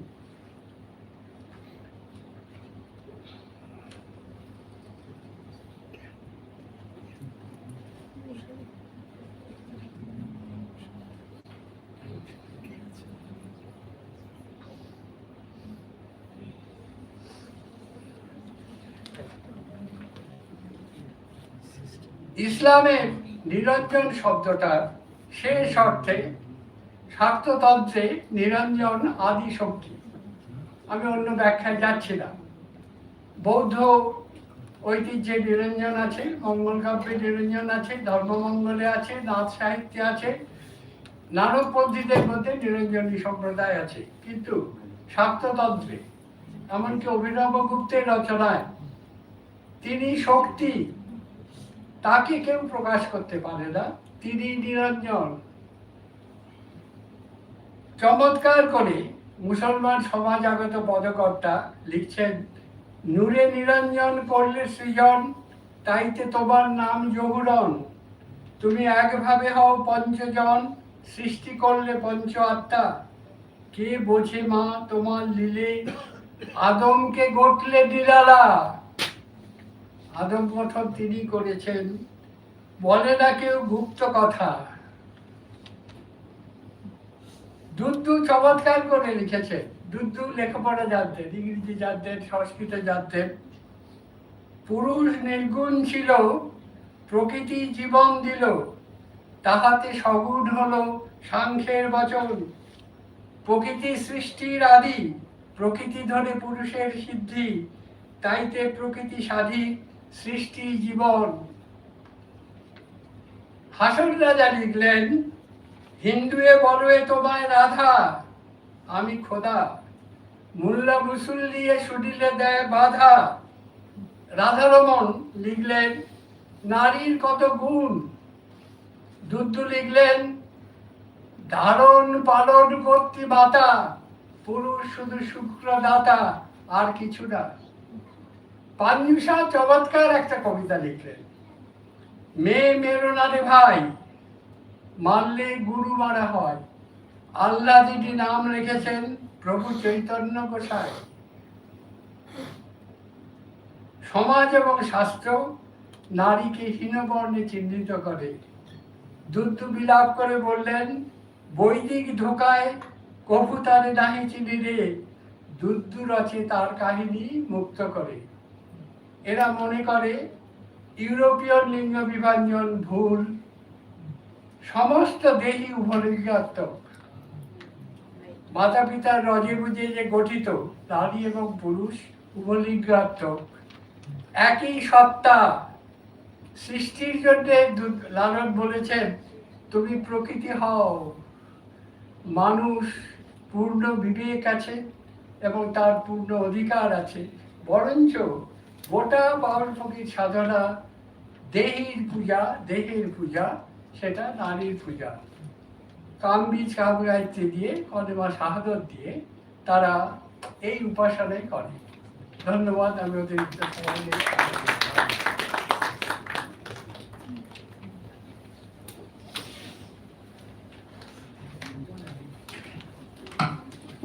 আমরা যতটা শুনছি তার থেকে আরো অনেক বেশি শোনার ইচ্ছে জাগ্রত হচ্ছে, মানে সবাই বুঝতে পারছি চোখে মুখে। কিন্তু ওই আজকের দিনের মধ্যে কনফারেন্স শেষ করতে হবে, এখনো দুজন বক্তা আছেন যারা বলবেন বলে অপেক্ষা করছেন, এবং সবার মাঝখানে একটু ব্রেকও দিতে হবে আমাদের। সেটা জেনে স্যারের কাছে আমরা অপরাধী, ক্ষমা চেয়ে নিচ্ছি স্যার। মানে আরো অনেক কিছু শোনার ছিল, শোনা হলো না। আর খুব ভালো লাগছে যে শেষে যে জায়গাটা এনে তুললেন, আজকে আমাদের এখানে শ্রোতাদের মধ্যে অনেকেই আছেন যারা ওই ঠিক নারীবাদী বা ফেমিনিস্ট বলবো না, তবুও তো আমরা অন্যরকম করে ভাবতে চাই সব সময়। মানে আমরা প্রতিদিনের জীবনে যেগুলো ফেস করি সেগুলো কোথা থেকে আবার বাউল ফকিররা কিভাবে দেখছেন, তাদেরও একটা প্রস্থান তৈরি করে দিচ্ছেন। আমরা সেটা নেব কি নেব না, কতটা গ্রহণ করব সেটা আমাদের উপর নির্ভর করছে। কিন্তু এই বোধহয় একটা সময় এসেছে নতুন ভাবে, ওই যে তাদের বিদ্রোহ, যে রাষ্ট্রের বিরুদ্ধে বিদ্রোহের কথা বলছিলেন স্যার, সেটা বোধহয় আমাদের ভেতরে একটা, যে আমাদের ভেতরে থাকে যে সুপ্ত জিনিসগুলো, সেগুলো হয়তো নতুন করে ভাষা পেতে পারে। স্যারের এই আলোচনা আমাদেরকে নতুন ভাবে আবার আলোক প্রাপ্ত করলো। আজকে আমরা কতদূর সেই পথে হেঁটে যেতে পারবো তার প্রমাণ ভবিষ্যৎ দেবে। আজ এখানে শেষ করছি। আর অনিন্দ্য স্যার বলেছেন খাওয়া দাওয়ার পরে যখন আসবো আমরা, তখন স্যারকে যে প্রশ্নগুলো করার সেগুলো আপনারা করবেন। মানে এখন একটু আমরা একটা ব্রেকে যেতেই হবে, দেরি হয়ে গেছে। ঠিক আছে, আজ এখানে স্যার শেষ করছি। হ্যাঁ, এখন লাঞ্চ ব্রেক, তারপর মানে আবার 3:10 আমরা এখানে ফিরে আসবো। তখন আবার স্যারকে কিছু জিজ্ঞাসা করার থাকলে আপনারা করবেন আশা করি। সবাই স্যার, সবাইকে বাইরে, বাইরে